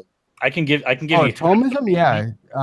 I don't subscribe to Thomism. Yeah, it's the essence of itself, which is itself of its essence for its qualia. It's like, come on, just say freaking English. You're making do not make me listen to this shit. I had to listen to a fucking. Have you ever seen the or listened to the podcast Pints with Aquinas? Nope. Is there anything like no one guy Christian, what's his name, or Catholic CT, he did a video debate with Apologia. No, it's not like that. First of all, I actually found that I really like Pints with Aquinas as something to listen to. They're actually not that bad. But for the contingency argument, he actually had a Thomist who's been studying this and teaches philosophy. I can't remember his name. I can watch the episode again. I probably will have to anyway before tomorrow. But he had him on, and when he broke Aquinas' argument down into 13 parts, the first thing was the host read the entire argument out. Bear in mind, this was after I had already watched 3 other videos breaking down the argument from Contingency, including one on William Lane Craig's channel. So I'm listening to all these, and then when I actually finally hear the Aquinian version of it, I'm fucking lost. Yeah. And I've heard the argument from Contingency 3 separate times in modern syllogism, but as soon as I hear it in Aquinian terms, I'm like, holy shit, I want to shoot myself up the nose. I'm in the same boat with you on that. I still don't understand this. I also don't agree with the Aquinas approach. Obviously, otherwise I wouldn't be a presuppositionalist. The only thing that I would point out, though, Steve, though, is that presuppositionalism itself isn't an argument. It's just an epistemological point. No, and I get that. No, and I do agree with you. I don't think presuppositionalism is an argument. And yet we've had, when presuppositionalists used to come around, they would say it's an argument, and we would tell them, no, it's not. It's actually supposed to be a critique. Right. It's just saying we all have the right to start, epistemologically in this discussion wherever we want. But then the transcendental aspect of it goes on to discover whether those are necessary assumptions or not. That's my understanding of it. And it's also to critique the it's to critique the atheist view. But the problem is that even Bonson said that it's not really a critique; it's just a way to shut the atheist down. So shut him up is what he said. That's his words, and that's like, that's not really a great way to do an argument. Sorry. Right? He did say that. That was probably not his finest moment. No, it wasn't his finest moment. But he did say elsewhere, if nothing else, we can demonstrate using this method that our position is just as likely as theirs. So if we're going to play off the Bonson quote, but it's not parsimonious. Well, okay, let's return back to the issue of parsimony, right? Using Occam's razor, would Occam's that razor, not? Yeah, that was a Voton thing. Say it again, motherfucker. Occam's razor. It could be the case that things that we don't yet understand actually contain truth and then present more explanatory power. So when Occam's razor says we shouldn't multiply explanations beyond necessity, it doesn't follow that, God did it or nature did it are the least parsimonious in either situation. Does that make sense? It does. Honestly, it really does. I just think it's not that it's not necessarily adding in assumptions exponentially or not necessarily. It's that, again, it falls back to the properly basic belief. It doesn't apply. It doesn't have to be an assumption that everybody has to make. Right. That's the difference. That's right. The distinction I make. So I agree with you. Your thoughts are coherent. If it provide more explanatory power, then it wouldn't fall under Occam's razor or parsimony. Yeah. So real quick, a couple of other things. And by the way, like I said, I'm happy having this dialogue with you. People, it's been a while, and even I don't know if we ever really had too much on air stuff. We had a lot of written stuff that we used to do, but anyways, Manifold said, "Ask Rags, if God talks to you, how can he be sure you're not psychotic and hallucinating?" Well, here's the question. One, if it was God, I'm sure he would know of a way to make it such that you would know for certain. Two, you don't even have to know. If you believe that to be the case, right, then the question is, are you justified to believe that's the case, right? And then you would really have to have good reasoning to be justified. Exactly. God would have to differentiate between a psychosis or hallucination and his actual, So that would mean that you would tell yourself, well, if I think that I'm hallucinating, then I must be hallucinating because God, and then that assumes that God would do something. Because what would God do if God took you and showed you the universe, and you spent, let's say, the next 100 years roaming the universe, and you came back to Earth, and you're back to where you were, but you have all those years of experience. You're smart, you're educated, you know everything, and yet you somebody says, "Hey, how'd you learn all this?" You said, "Well, I traveled with God." They'd still think you're hallucinating, right? You would have no way to. Would you think that you hallucinated all that? Would you be like that? I have enough evidence to say I believe that was God, because you're perfectly justified to do that. There's nothing. I mean, if it was a situation like that, I would probably believe it. Yeah, and there's nothing wrong with that. People mistake this all the time. Beliefs are not certainty. Beliefs are being that you're convinced. It doesn't mean that you're certain. It just means you're convinced that the proposition is true. It doesn't mean you know it's true. That's a different. But God would. Subset of knowledge that doesn't follow. Yeah, but God would know what it would take to convince me, and Yeah, I think so too. Here I am. But there is a distinction between propositional attitudes between know and believe. And when I hear people say, "Well, I can't say that I believe it because I don't know for sure God doesn't exist," you can believe a lot of things and not know it. That's right. That's right. Like that's how a scientific hypothesis works from the beginning. No offense, Soli. That's the theist trap, because I've heard theists say, "Well, in order for you to be a strong atheist, you have to prove God does not exist." That's bullshit. You have to justify your belief that God doesn't exist. No, That's what how I would you get to strong atheism. No, what I would say. Wait, real quick, Soli. Okay. Do you know who's arguing right now? That's that strong theism, which is not Dawkins' version, but strong theism is in the Great Debate community. We mean the same as positive theism, philosophical theism, propositional theism, all the same thing. Just belief God does not exist. Belief that theism is false. That's all that we all mean it by. Now, MP of all people is arguing that strong theism, the belief that God does not exist, is irrational. No, that doesn't make any sense to me. I agree. It doesn't make any sense. But MP, who is a self-proclaimed atheist, is making that argument now. And if you stop and think about that, it's sort of like me as somebody asking me as a theist, well, how is your God, or this particular argument indistinguishable from leprechauns? Does that mean then that I have to believe in the existence of leprechauns? It's like sort of the reverse reasoning, it seems to me, Steve. Like, so I'm obligated to prove the non-existence of leprechauns? No. Or just deal with your reasons for the existence of those leprechauns, So, no, I mean, I'm not following. But, well, hang on, let me address this. I wasn't following that for some reason. But Manifold says, if you saw a schizophrenic hallucinating in a delusional state, you would be a bit more skeptical against your own brain. That's why we need a more scientific method to confirm beliefs. Look, if I saw somebody in a delusional state claiming they've seen God, then again, if God wanted me to believe that, I'm sure he would have a way. But what do you mean by not having to prove leprechauns? Because nobody has, when you have a belief, you don't have to prove God or disprove God. That's not what it means. You're just going to provide reasons like P or not P. Here's my justification for P or not P. Yes. That's the way it works. That's exactly how it works. Yes. That's the way that I understand. So, I mean, you could provide justification without positively arguing your position. Yes, and you can hold an unjustified position as well. I can say I believe it because, well, whatever. You don't have to justify it. Exactly. Irrational, I think that's what it means to be rational, is to justify your belief. But nobody says. I think a lot of people make this mistake. I didn't pick up on it until I picked up Michael Martin's book on the philosophical justification of atheism, where he discusses that sort of a thing. Mm-hmm. Who, by the way, I would argue is probably the strongest, maybe aside from you, who might be predestined to do so, Steve. Present arguments against presuppositionalism. Well, I mean, do you think that an atheist, and I do mean a propositional or philosophical strong atheist, do you think that they're irrational for being atheist? That they believe God doesn't exist?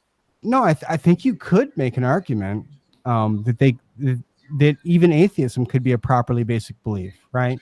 You could, yeah. No, I think some people have. But that's why it's really weird when I hear an atheist going, well, no, it's irrational to be a philosophical atheist. Like, I can give arguments why to be philosophical atheist. I can make a very strong case for philosophical atheists if I wanted to. I think what happens there, though, is that they're misconstruing. They're misconstruing. I've literally thought about it. Like the words were there, and now they're gone.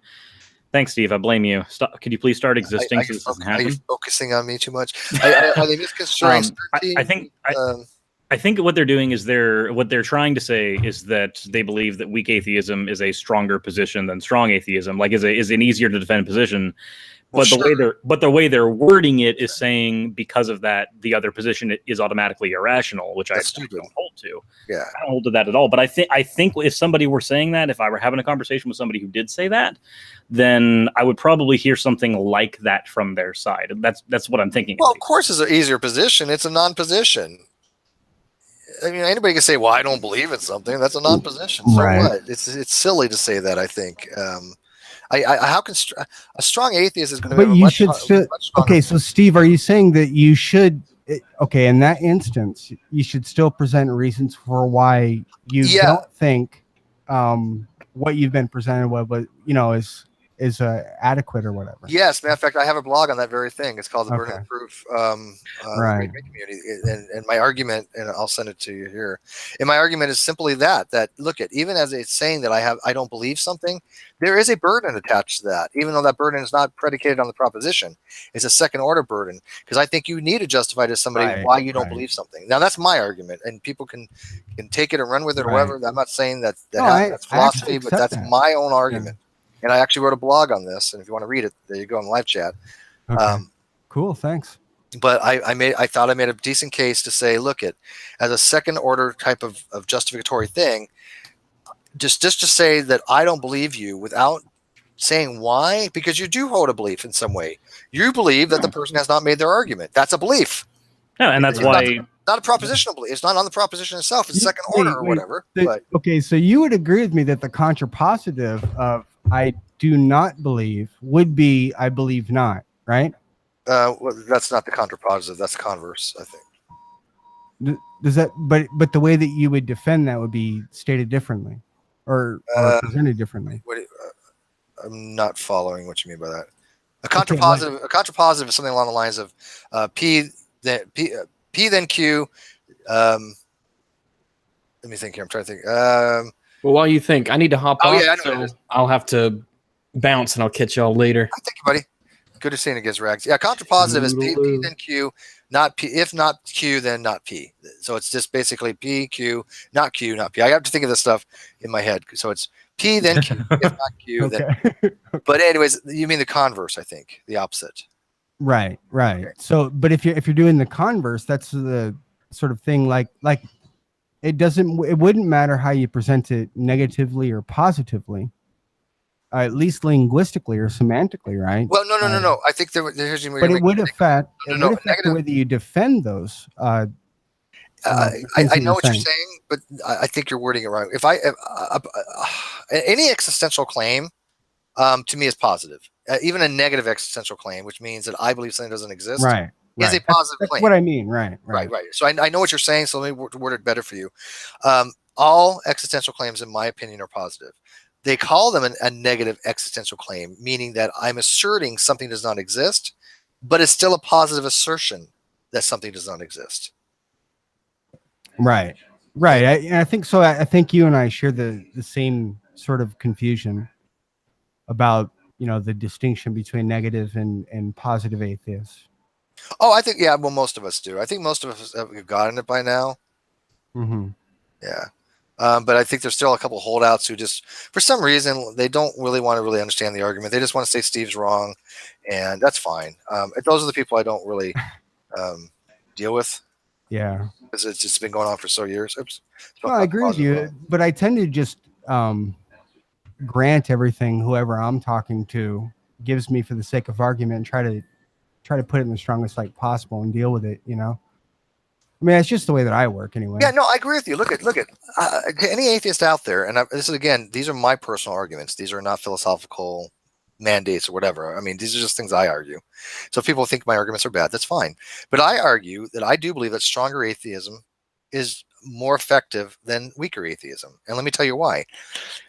Because a weak atheist doesn't really have a position. They don't say why they believe or don't believe, right? They just say, you haven't made your case. Okay, well, if I was a theist, I would walk away going, okay, whatever, move on to somebody else. But a strong atheist says, hey, you haven't made your case. Not only that, I believe that you're wrong. Let me tell you why you're wrong, and give all the reasons why they want. Talk about divine hiddenness, talking about logical problem of evil, talk about fictional properties of fictional characters. There's so many different things that a strong atheist can bring to the table to say, this is why I hold a belief that gods don't exist. How is that not stronger than somebody just saying, right? I don't. I don't even know how anybody can make a rational argument that weaker atheism is stronger than strong atheism, because that's why it's called strong atheism. I don't know. I agree with you. I think you're absolutely right the way you explain that. Cyrus, does that make sense? It makes sense. Like I said, when I was giving that as an example, I wasn't saying that was how I personally believe in it, but that's how I think that position would be. Mainly because I've also heard the same, not the same exact thing, but that's kind of the stance that I think some people glean when they listen to a lot of Matt Dillahunty. Yes. Yeah. And I'm a big fan of Matt. Don't get me wrong. I'm a big fan of Matt, and he's willing to change his position. So But another freaking atheist wants me to like start over from the beginning. So we're gonna just start from scratch here. No, I'm kidding. We wind this. This is worth watching too. I think these hangouts are worth watching or listening to on long drives. I think that's what most people do when they're just, hey, I got 2 hours to kill and I got to drive somewhere. They throw one of my hangouts on and they just listen to it. And I'm thrilled to death that they do. Yeah, that's pretty much the same thing that I do. It's like, oh, let me find, like when I'm like, especially when I was working at I can say where I was working now because I don't fucking care. I don't work there anymore. But I was working at Aldi, 8 hours a day pretty much meant, oh, okay, well, I want to listen to 2 to 4, depending on length, debates today. And I would just pick a debater and I would just go through their list of shit. Yeah. Okay. So something in the live chat. So Sarah Bia, sounds like strong atheism is worse because they acknowledge God, but consciously choose not to accept him. How? They're not acknowledging God. Did you get that from that? They're not acknowledging God. They're taking a particular deity. They're saying God does not exist. They're taking a particular deity or a set of deities and explaining why, with those deities and their properties, they do not believe them. They're granting it for the sake of argument, the same way I would do as a presupposition. I would just say, well, if God doesn't exist, what follows from that? Do you ever, Soli, like you know some about this stuff clearly, right? And even though I said in your debate you didn't do well, I didn't say that you were incoherent. You actually were coherent within your system, right? But you didn't. I don't think you presented it well. However, do you ever get people that just fundamentally think you're absolutely wrong, even because they just don't understand the words you're using? Yeah. And the arguments because they never looked into this stuff. It drives you freaking nuts, doesn't it? Yeah. Yeah. Yeah, but that doesn't mean I give up my belief just because I was inadequate to explain myself in some fashion. No, nobody's asking. Well, no, and that's like saying that something is fallacious. Something is not true because the way they argued it is fallacious. But that never follows. So Sabira says that assumes that it's fallacious, right? It could just be poor communication. Yeah. No, yeah, definitely. Serbia says, because there's a premise of God or there would be no argument. Well, that's an assertion that you're making, not me. Yeah, you can have a premise. I can have a premise that objective morality is based on a cookie, and then give that as a premise. It doesn't mean that all of a sudden, because I've given that as a premise, this cookie is now like I'm all of a sudden giving that cookie is where morality comes from. Like, it's called the macadamium grounding. Right. Yeah, you don't have to assert God exists to be able to do anything. I don't get that. That's the same thing as when you hear constantly. When you hear the freaking argument so many times, it's like, oh well, why if atheists don't believe about God, why do they talk about him so much? And like it's the same level of argument as hearing that. Yeah, it's pretty basal. It's pretty base level. Hey, another freaking atheist convert me. You want to come in before we wrap this up? Message me on Twitter if you do. I'll keep it open right now. So just maybe to elaborate, transitive properties is the way we would argue, right? From my perspective, when we're using transcendentals, we're saying because you're in contact with this thing, in the same way that if I know for a fact that Steve knows right now that it's 9:52 p.m., then it follows, that I would know the same thing that he knows. So I'd have to be in contact with Steve, or in some fashion. Yeah, but see, we communicate through a language, right? When I want to impart knowledge to somebody, we communicate. I don't really know of a direct communication method that God has like that. Right. No, I understand. I even gave you a maybe something to look at later. Alfred Tarski and Donald Davidson have put forth something that seems to dispute Wittgensteinianism. Tarski sounds familiar. I definitely know Wittgenstein, Wittgenstein, but definitely know him. Essentially, he was saying because language, and we are all in these different linguistic communities, those things should be there. And then Donald Davidson picks up off that, and says, that's not a defect. That's actually a good thing. Yeah. Have you ever heard of his private language argument? Yeah. That's what I'm using here. You're right. Yeah. That's I thought you'd go along those lines, but right. Exactly what the private language argument deals with. Beetle in a box, baby. Yep. Yeah. Yes. Beetle in a box is a good example too. Yeah. Yeah, dude. I'm telling you, I'm so glad that I actually read over the last couple of years shit. Because 4 years ago, damn. Hey, Don. How you doing, Steve? What's up, buddy? How you doing? I'm doing. And Odeon, I saw you sneak in here, but I didn't recognize your icon. But hey, Odeon, my friend. Hey, how you doing? How you been? I'm still stalking you. You are stalking me, and I appreciate all the support you've given me. By the way, I have not forgotten. With that avatar, I can only assume you're stalking. Odeon is my one and only person on content. What is it? Creative Makers? What's the name of it? I don't remember the name. Yeah, it's like a Patreon thing, but he's like my only one there. But I appreciate it very much. What is the name of that thing? I don't. Oh my goodness. Do I have it in my links? Oh, no, I took it off. Oh no, I do have it. Maker support. Yeah, you're my only maker support person.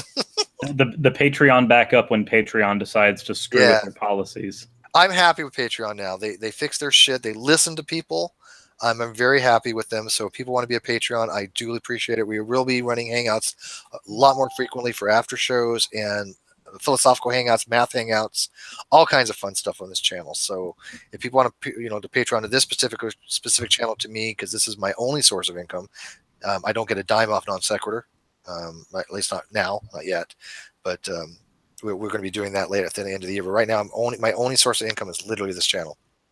So be a patron of Steve. I'm already paying him money because I'm a fucking shill. Yes. Yeah. Oh, Stuart, you want in? Yeah, Stuart, come on in. Let me see if I get you. Oh man. Stuart. Don, how have you been? What are you doing? Yeah, Don, talk to us. I'm not eating cookies.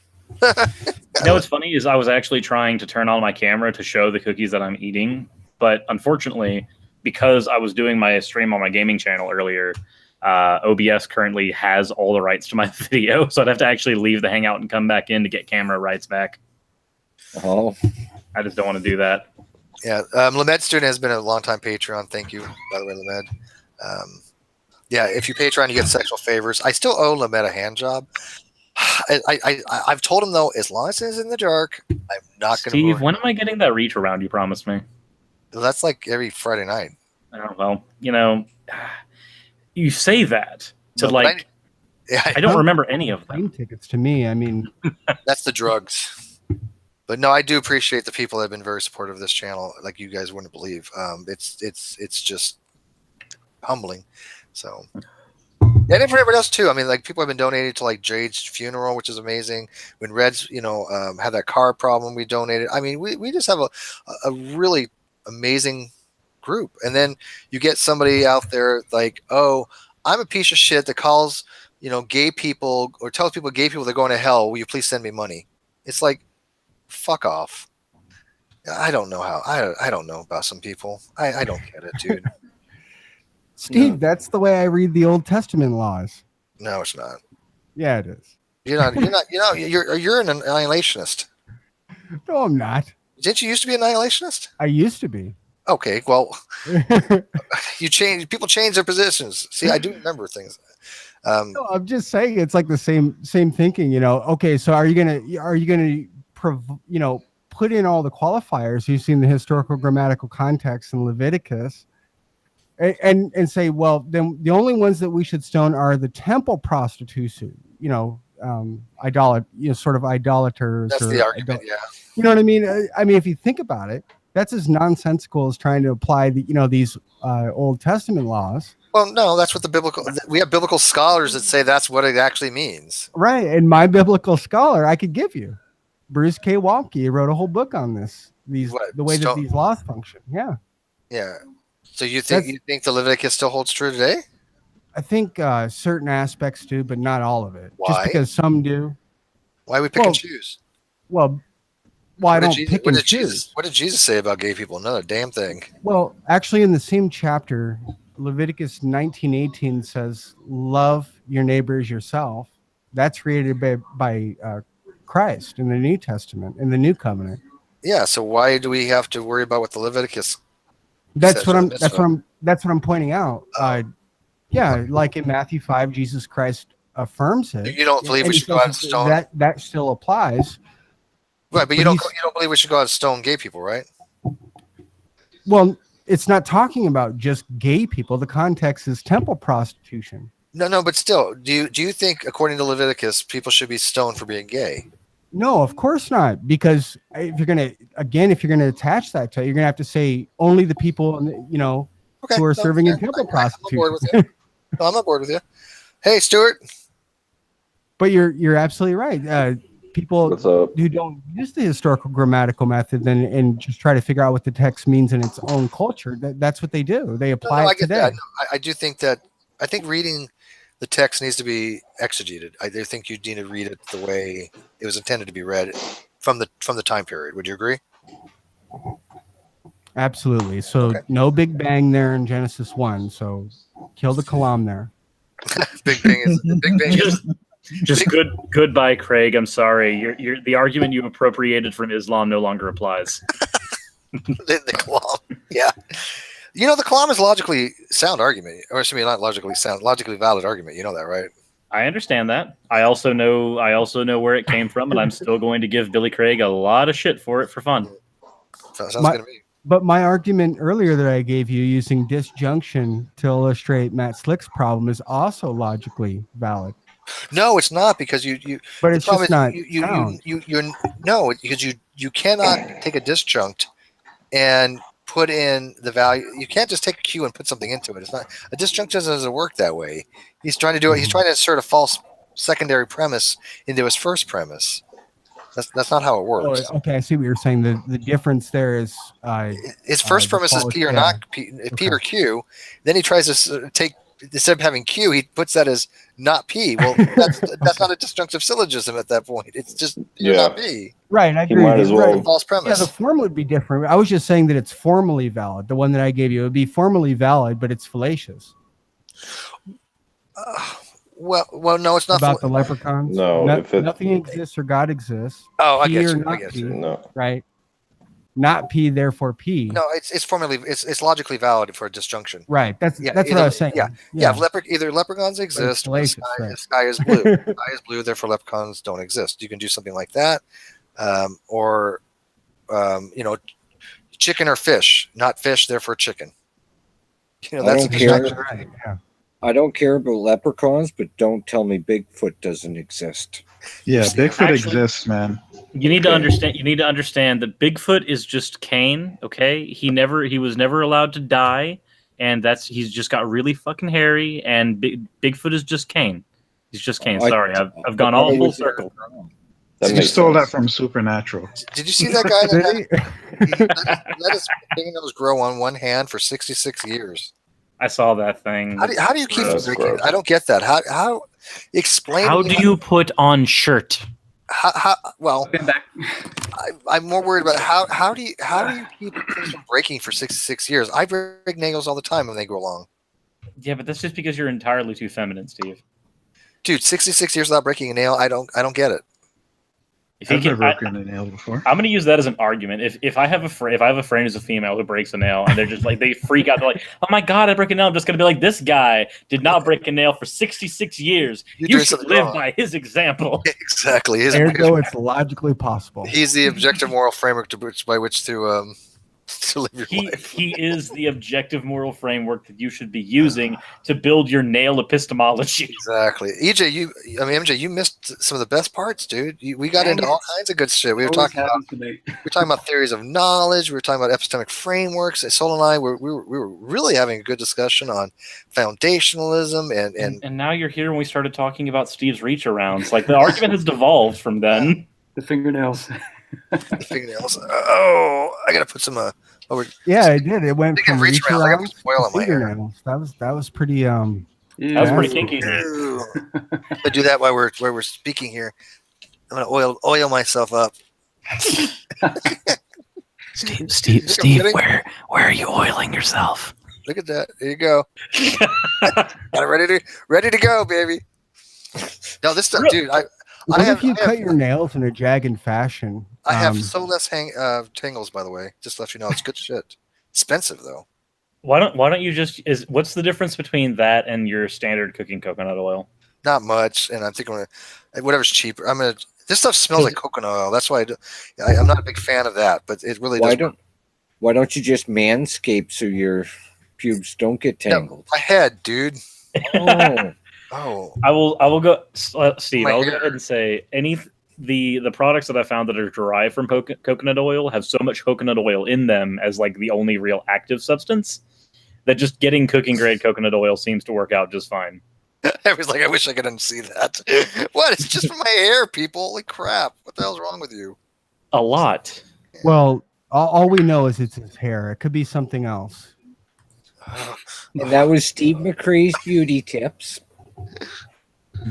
Well, what happens if not? It gets tangled.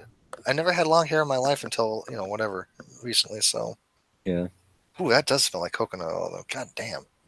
Yeah, Neil was here. Spent the night here Friday night. I don't know if you know Neil. Nope. He's been on my channel a few times. About to say, I know Neil, but not through the same channels that you know Neil. Yeah. Because I know Neil because of children's card games.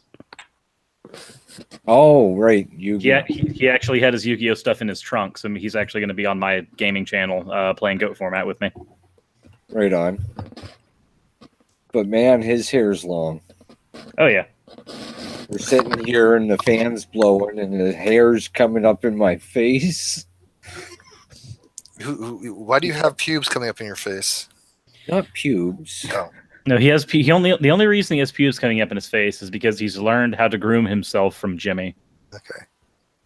Yeah. All right. So, anyways, now that MJ's back, any questions we got for MJ or philosophy stuff you guys want to know about? So somebody's I'll do my best. Klaus says, I'm an agnostic atheist. Can't be 100% certain there are no gods. Well, you don't have to be. To be an atheist, you don't have to be certain there are no gods. But seeing there's zero evidence for existence of God, I'll choose not to believe any. Go watch, if you get a chance, go watch Ozzy video on agnostic atheist, where Matt Dillahunty explains that if you want to be a lack of belief atheist is fine, but to say agnostic atheist that way is epistemically nonsensical. Yeah, does that just mean you believe but you don't know? Hallelujah and amen. That's all I got to say to that. Well, because in philosophy, agnostic and atheist are no, that's not the reason. That's not the reason. The reason Matt Dillon and I had this conversation with him, I have very much made sure I clarified his position because I think the exact same way. I want to see if we agreed. If you do not have a dos axis position, right? If I say I don't have a belief, you cannot rationally then epistemically modify it with agnostic, right? And now if you held to a belief, like I believe gods don't exist, then you can modify that because knowledge is a subset of belief. Okay, that makes that. I thought that was the line you were going to go. Yeah. So if this knowledge is a subset of belief, you have to have a belief first before you can modify it with a knowledge thing. At the least, right? Yeah. So if you're putting in agnostic atheist, it literally doesn't make sense. It literally does not make sense. And that makes sense. And Matt Dillahunty even said justified true blank. What's that, MJ? Justified true blank. Now, is that just in philosophy or is that colloquial term? That's epistemics. That's epistemology. That's just because for like that would work in both philosophy and in colloquial terms. Yeah. But if you were to affirm a belief that there is no God, you could still be an agnostic, I think, then, right? Well, you couldn't be. Well, you could use the term agnostic atheist, but that's fine. I mean, people use it as an adjective, right? At that point, you're no longer using a position on P, using it as an adjective. But the problem I have with it is that it's redundant. It's superfluous. What's the difference between an agnostic and hard atheist than just saying an atheist, a hard atheist? It's the same position. But to say, and if you're saying you're a colloquial atheist, under colloquial terms, most atheists apply under agnostic too. So it's completely redundant. Yeah, there's stronger forms though, right? Like if you know there is no God, that's a lot stronger than just saying atheist. If I say, look, I'm an atheist, I mean hard atheist. I'm literally saying I believe there are no gods, but I don't know for sure. And an agnostic atheist in that position would be, I believe there are no gods, but I don't know for sure, or I don't know. I shouldn't say for sure. Well, I believe, but I don't know, right? Yeah, I believe, but I don't know. So agnostic atheist, an atheist is both I believe and I don't know. It's redundant. But there's even a distinction there, right? Like the way it was used historically, even the agnostic position could be nobody can know, or just that I don't know, right? Yeah, that was the original when Huxley coined the term agnosticism. It really was to avoid having to deal with the Gnostics of his time that he felt had no justification, that they felt they had some divine hiddenness, divine knowledge that he doesn't think they were justified to have. So he wanted to separate from those Gnostics. So he called it agnostic. Yeah, and there's a distinction too between saying I don't know and it can't be known. Oh yeah, big difference. Yeah. And so he thought that it couldn't be known. I don't hold to that. That's called a Huxleyan agnostic. Right. But I don't hold to that. I hold to the weaker agnosticism, not the strong agnosticism. Would it be temporal agnosticism that you hold Yes. to? Yeah, I hold to temporal agnosticism, also known as weak agnosticism, for that very reason, right? Because I don't hold to the position that it can't be known. I don't think I can justify that premise. Right. Okay. Well, unless you demonstrate a logical incoherence in the concept of God, then you could probably be a stronger agnostic. Sure. But I can't do that for me. Right. So somebody asked, what's the fallacy? Good question. Yeah, that fallacy needs to be addressed too, because it deals with when we're talking about a proposition, we give justification X for P or not P. Oh, I'm going to tell you exactly what it is. Yeah. I just wrote a piece on this. So I'm just going to read you a piece that I wrote on it literally 3 days ago. So I said, just for the record, so people know the fallacy. It isn't when you accuse somebody of a fallacy they did not commit, but when someone gets something wrong for the right reasons, and then you argue that their conclusion is wrong. Meanwhile, while the person may have committed a fallacy, the conclusions can still be true. And if you argue the conclusion is not true, merely because someone committed the fallacy, then you have committed the fallacy. Logically, it would go P, therefore Q. P is fallacious or has a faulty premise, then Q is false, which is not always the case. So basically, it's like if I said, "Hey, Soli, you have a fallacy. Your conclusion is false." I'm committing the fallacy because your conclusion could still be true, even though you had a bad argument. That's the fallacy. You could say you can affirm the consequent. You'd be like, if P then Q, Q therefore P. That's fallacious. It affirms the consequent, but doesn't follow that P is false. Correct. Right. Yeah. Affirming the consequent is a logical fallacy, but then if you say the conclusion is wrong, you can say the conclusion is wrong based upon the argument. But if you just say, hey, that's not true. The sky isn't blue. Well, the sky is blue. It's basically when you hold the conclusion to be wrong, and simply because the argumentation is wrong. Yep, it confuses truth and validity. Yes. Well, the way that I was putting it is it confuses the justification for the proposition with the proposition, right? Correct. Yep. Yeah, and I exactly. But I like the way MJ put it better. It confuses truth with validity. The truth is flawed with an argument from consequence, or excuse me, the validity is flawed, but it's still true. The conclusion still holds true, ontologically speaking, right? Well, the truth of it isn't affected at all. So it could be false. It could be true. It's up to us. You're right. The truth value. Yep. Even though it's fallacious and invalid, the truth value is not changed. Perfect. Assuming there is a truth value. Okay, well, if it's a truth apt proposition, what are you going to get all philosophical on me ass? This is what people hate philosophy. Learn to people like you. Precision. No, I think it's fine to have precision. I think, I would have never learned this stuff if it wasn't for people like MJ and others who have precision. The Paltalk Power Rangers have precision, and they force you to learn these things with some kind of precision. And I like that, actually. And I still fuck it up all the time. I wasn't aware of that term. What did you just say? What? Paltalk? What? Paltalk Power Rangers. What is that? Jack Angstrike. Now I picture Steve in a Power Rangers outfit. Steve, you just need to be able to speak with some clarity. You need to speak with clarity. Jack Angstrike, realistic nihilist. I have heard of realistic nihilist. Yeah, okay. Those guys, I'm sure you know Godless Girl? No. No. Who are some of the other Pal Talkers? Josh, realistic nihilist. Yeah, realistic nihilist is Josh. I like Joe Sunseed. I wish he was back. Sunseed. Yeah, he's really a fun Pal to talk Talker. to. He was just in here. He's a Pal Talker. Yeah. He said that Rags saved me from him in the side chat. Rags saved me. Saved by Rags. Be right back. No, Joe's awesome. Yeah, he seems like a cool guy. Joe is more pedantic than anyone. He's definitely a pedant. I love that. Yeah. No, but it's almost like autistically so. I mean, he's just fixated on it. And it's cool. Don't get me wrong, not a bad thing. He knows how many toothpicks are on the ground. He does know how many toothpicks are on the ground.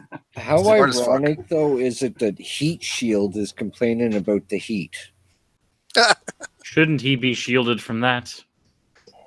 Should be. You think? I got an AC going. All right. Is there an objective standard for heatness? I'm just kidding. Yeah, it's called the Kelvin scale. Yes. Now we don't really have one for cold though. That's in this world. That's what Kelvin told me so. Cold doesn't exist. Yeah, cold is just the absence of heat. But that does not mean that evil is the absence of good. And I swear to God, if I ever have that conversation, I'm gonna shoot myself. Yeah, that's the good privatization argument that evil is just the lack of good. So they call it a privatization argument. I hate that argument. That sounds good. I'm persuaded by that. Well, I can point out something that is the absence of evil, amorality, and that would also be absent of good. Yep. But because of that, that would make evil the opposite of good, not a negation. It's not the missing of good. Would actually become the good, right? Yeah. So that's contrary, and not it's contradictory. Boov asks, Steve, aren't most God definitions self-contradictory? God can never know there's something he doesn't know, and he does. That means that you're ascribing to an omniscient God. That's not all God definitions are not omniscient. Yeah, and he says, can he make a stone so too heavy for him to lift? And all God definitions. I've never heard that before. And all God definitions are not omnipotence. Here's the problem. Yeah, here's the problem. Not all God definitions are omnipotent. The problem with this is a bad atheist argument, and I'm going to turn this over to Cyrus because he just did a video on this. But let me put my 2 cents in first. When you're asking God, again, assuming the deity, if you're asking some deity to make a God so heavy that he even can't lift it, you're asking for a deity that cannot fail to fail. You're asking the deity is posited as a all-powerful being, and then you're saying, but we're asking you to fail. That's like saying, hey, you got a perfect on your test, but you failed at failing it. It makes no sense to do that, right? I mean, it also it's logical. Omnipotence in terms of raw power, and I think a lot of analytic theologians have gone away from that. They have, and that's one of the reasons that I would like atheists to stop using that argument. As I actually have a video on this, and I point out that it's really, really bad for atheists to do this. I mean, if you want to use it as like a starting point for a conversation, fine, whatever. But if you're trying to use it as a method to actually convince anybody of anything, it will never work, especially because there's multiple ways that you can approach the issue from the side of the theist and still maintain omnipotence. One way is by saying God is logically omnipotent, and it is not. It would be illogical for an omnipotent God to force himself to fail. Right. You can also there's another angle that you can take it is that God can do that which is within his nature. Failing is not within his nature, therefore you cannot ask God to fail. Like there's so many different angles, and the way that I posited in my video, I only went for the logically omnipotent God. I didn't go for everyone because I wanted to get multiple atheistic arguments out of the way in the video that I really did not like. But the two that I do have issues with are, you can posit that he can do what's within his nature. Failing is not. That's one of the biggest ones that I hear all the time, and it makes perfect sense. Yeah, but Captain says, it's not asking God to fail. It's creating a paradox that cannot be easily resolved. No, actually, this was resolved ages ago. It's creating a paradox, and that paradox is asking God to fail. The paradox stems from postulating the axiom of omnipotence in those terms. So I would be willing to bite those bullets, but I mean, But the paradox is resolved omnipotence. If you change if you go by what most theists posit, this was what's called the principle of eternal verities. The principle of eternal verities was posited by theists, not by atheists. And this question was posited by theists, not by atheists. And it was resolved by positing a God with properties that can only be such as described God as. That which can only do that is in his nature and is logically possible. If you're not positing a God, if you're positing that kind of God, then you cannot ask him to make a rock so big. Not to mention the irony that bothers me so much is when an atheist tries to use that as an item in our, like the way I said it in the video was, don't use it as a tool in your toolbook, because if you use it or a toolbox, if you use it as a tool in your toolbox, you have to understand that the origin of that tool was as a method of sharpening the definition of God. Yes, that's what the theists posited for. Right. That's exactly why the theists came up with it. They're like, the whole thing started with, can God cease to exist? Can God will himself not to exist? And they're like, well, that doesn't make any himself sense. not to be God. Yeah, That and they answers said, the how can a question, necessary being, that necessary means it means it must exist in all possible worlds. How can a necessary being not be then? That's and a problem there. And we're probably going to be getting into that tomorrow because necessary beings are part of the argument from contingency. Yeah. Oh yeah, definitely. Now, what argument? Because there's a gradient of intelligence out there, right? There's people that can't even hardly ask to use the bathroom, all the way up to people that blow everybody's mind when they sneeze. Right? Okay. Yeah, that's true. It's a gradient. Give you that. Yeah. Okay. So, people starting out, because I deal with a lot of small channels. Some of them start out with excellent arguments, great philosophy, stuff like that. Whereas others, they want to get into this, and they're jumping into a channel. Great people, they just don't have the knowledge yet. Right. What are some of the starting arguments that those people could be asking, like just the regular? Oh, that's a great question, and that is a wonderful question. And I'll give you mine, and anybody else give theirs, if that's okay. I think for an atheist that wants to devote an atheist argument, one of the easiest ones to run with is divine hiddenness. And you thought I was going to say positive problem evil. Let me tell you why I say divine hiddenness. Divine hiddenness basically argues that a non-resistant non-believer, which is like some of myself, I'm a non-believer, but I'm not resisting any kind of change. That a God that wants to communicate their being, that wants to be found, that wants to be discovered, that wants to have a relationship, I'm the perfect candidate for that. So why is that God not revealing himself to me? That's basically a watered down version of divine hiddenness. MJ, do you want to is that good enough? That's because you're not cool enough, Steve. Sorry. This is probably true. You're too cool for heaven, Steve. But I want to make sure I got that definitely argument. a answer because you're predestined for hell, Steve. I'm elect. 16:4, buddy. God already told me I'm elect. I believe when I was a theist, God told me I was elect. I believe I'm not one of the elect, though. My advice would be, I wouldn't jump right into arguments. If I look at my own life and how I got into philosophy and stuff, is I would go to something really simple like Russell's Problems of Philosophy, buy an intro book on philosophy, get acquainted with like the problems out there of philosophy. Read Russell's Am I Agnostic or an Atheist? Something like that, or whatever your interest is in. I would definitely recommend textbooks on logic. Just getting acquainted with the mode of argumentation before you dive right into an argument. You can if you want. You can if you want, or you could branch out to the logic textbooks or the issues in philosophy from an argument. But I wouldn't. Right. The motivation I would stay away from is looking at an argument for the sake of having artillery to confirm a bias. Good point. Because that would definitely kind of poison the motivation for the spirit of philosophy at the very threshold.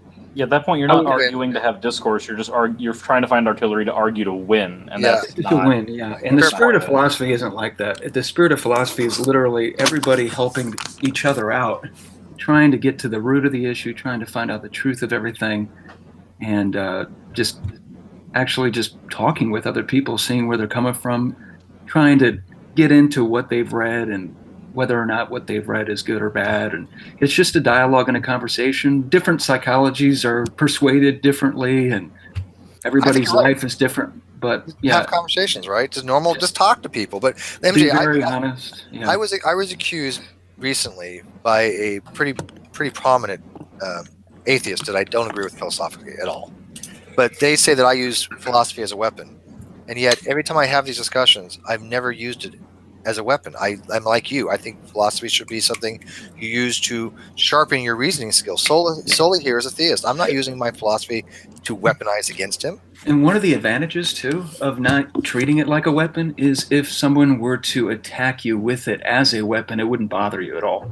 I mean, honestly, they can swipe away, they can stab you with it, but as long as you don't have that spirit of philosophy, you can just kind of go with the flow and dance with it a little bit. But it is a little disconcerting when somebody tells me I've weaponized philosophy. I'm like, I'm the one that fights against that crap. Yeah, and just there's only so much you can say to that particular person. If their mind's made up, you can just say, no, I'm not. And if he wants to know, then that means he has the spirit of philosophy. If he doesn't want to know, then he's kind of cemented in his ways, and then you could just go on your day.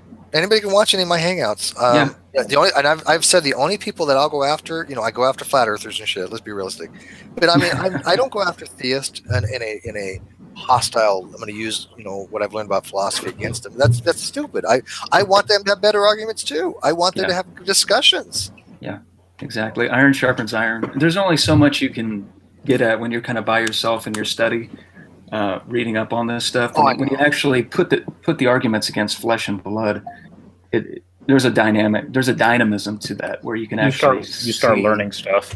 There's one thing that, there's difference between what I've read and there's difference between having actual discussions. The reason I've actually been able to have discussions is because I've had how many of them, right? I mean, yeah. For one person to say that I've weaponized philosophy out of all the 5 years I've been on the YouTube, it's ridiculous because I do want people to be better at discussions. And somebody had asked, if you don't mind, what's your definitions? I don't mind people asking that, but they say agnostic means non-claim to knowledge of God. Well, that's not how I use it, or how most people in the GDC use it, or how the philosophies use most philosophers, or how the texts use it. The way it's used commonly, and I love reading papers on this. I have one from NDU. Her name's Dr. Sarah something or other. Wrote a brilliant paper on this, and I'll have to link it later. But it's basically agnostic. Agnosticism is the state of being agnostic on a proposition. So given a proposition, if you don't assign a truth value to it after evaluating it, you are agnostic on P. That's how pretty much everybody I talk to that has these discussions uses agnostic. And Steve, that's that's cash it out too. Yeah. I'll say, Steve, that's the exact reason why I have the position that I do. Yeah, you're a colloquial atheist philosophical agnostic. So basically, a belief, like you were saying earlier, would be a positive cognitive attitude towards a proposition, right? And so on that definition, it would actually be a belief. It's just that they would state it negative. No, right? Like, well, I mean, I believe. Saying I believe not, they would say I don't believe. Well, no. The negative. Okay, this is where people get confused in the negative. No. I think there's a distinction between I don't believe X and I believe not X. Well, there's a huge distinction. One entails the other. If I believe X is not true, it actually entails I don't believe X. Right. But if I don't believe X, it doesn't entail I believe X is not true. Correct. Okay. It only works one way.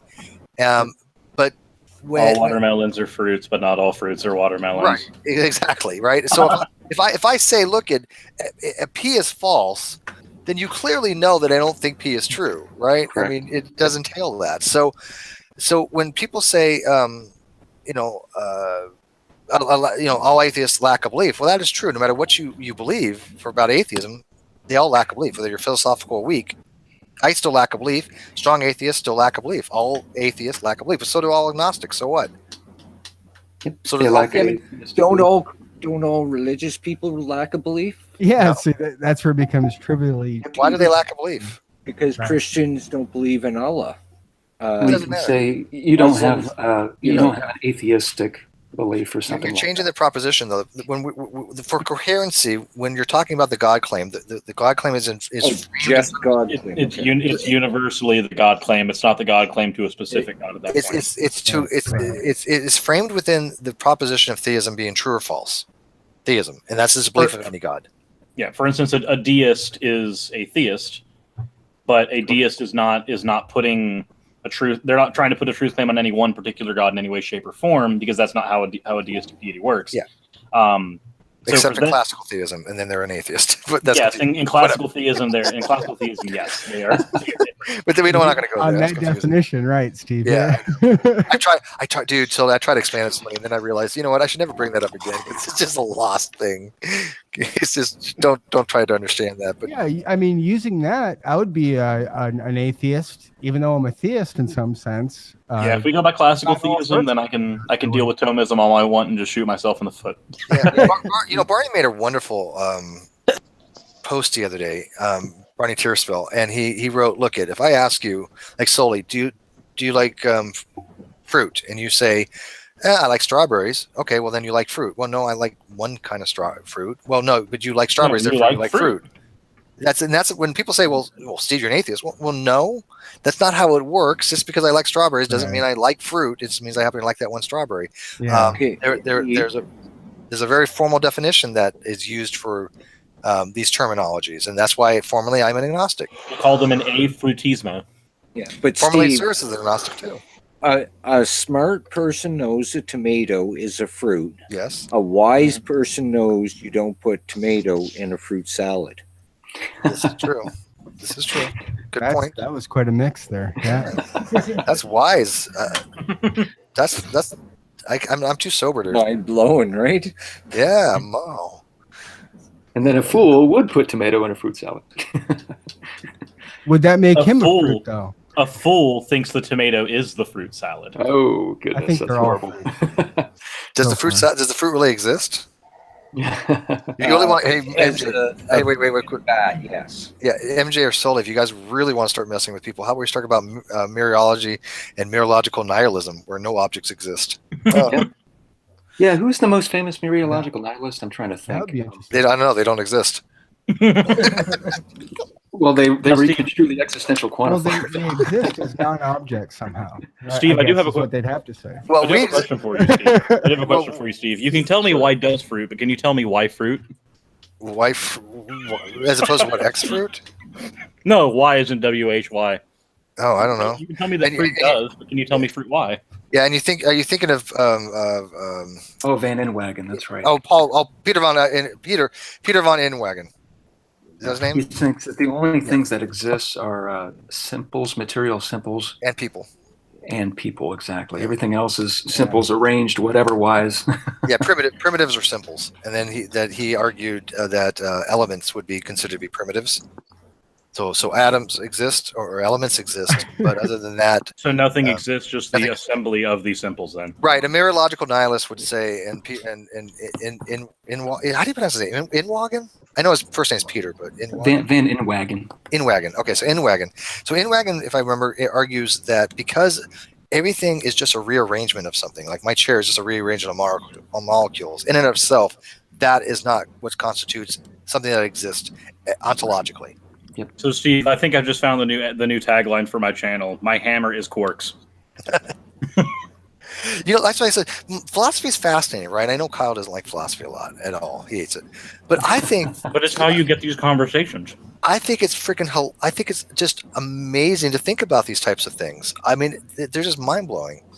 So somebody asked... Every single issue is a rabbit hole, honestly. It is you could probably dedicate your life to that question right there, mereological nihilism. Mereological nihilism, yeah. I think mereological universalism. I mean, you put a phone on top of a book, you've created another object. Yep.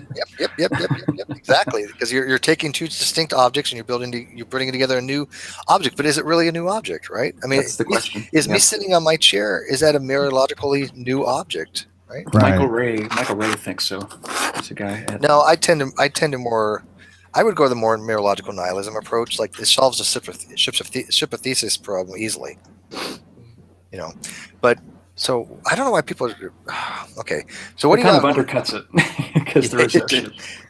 Dude, it's a brilliant, easy explanation, isn't it? There is no ship. I think your distinction presupposes essentialism, though, right? What do you mean? Because there are certain properties, right, that still qualify them as. What's an essential property for an object? Well, I use the example I'm not even playing this. Right, like a sphere being round. Like we'd use the term round to describe a sphere. Mm-hmm. Yes, round is the property, but I'm not big into theories of forms. Right. I'm not a universalist. Okay. Yeah, I don't know. MJ, are you? Do I believe I'm a nominalist? I'm an anti-realist. I'm a nominalist too. Every abstract object you can think of. No, that's cool. No, I adhere to nominalism as well, so I'm down with you. Okay. So people ask, what is an atheist? An atheist is anybody who says they're an atheist. And now that we're at this part of the conversation, I'm going to bow out because I know that this is going to be half an hour long. No, I'm going to bed. There you go. That's just the simplest definition. If you call yourself an atheist, call yourself an atheist. But I don't give it. There's a reason. I'll go ahead and post this to anybody who still has this fucking argument because it's tiring as shit. Yeah, post Barney's rebuttal. That was just brilliant. Like, there's a reason. There's a specific reason why when somebody asks me my position, I say philosophically agnostic, colloquially atheist, because it completely bypasses that fucking argument. Because I'm tired of having it. By the way, they're not. What's funny is they're not even arguing about. They're arguing about agnostic, not atheist. They're saying atheist is a belief. They're saying agnostic is a knowledge claim. No, again, agnosticism is the psychological state of being agnostic on P. It is not a knowledge claim. It means I cannot give a truth value to the proposition. That's what it means. Yeah, because you can get because for you would not because like for instance you would not know it, but you could still assign a truth value to it, and that's completely different than not being able to assign a truth value. Yeah, and by the way, there's a difference between agnostic and non-evaluated. And you know what? I'm going to find this paper. She wrote two brilliant papers on this. But I definitely want to check this out. Because that's sort of my quandary from my perspective, Steve, because it seems to me you could actually posit negative theism this way. You could say, well, it's just, my psychological conviction that I'm experiencing this God, this God belief or whatever. Like you could sort of do the same thing. Yeah, I'm gonna have to think about that. And then if somebody asked me, do you believe God exists or God? Well, I'm experiencing the presence of this God belief.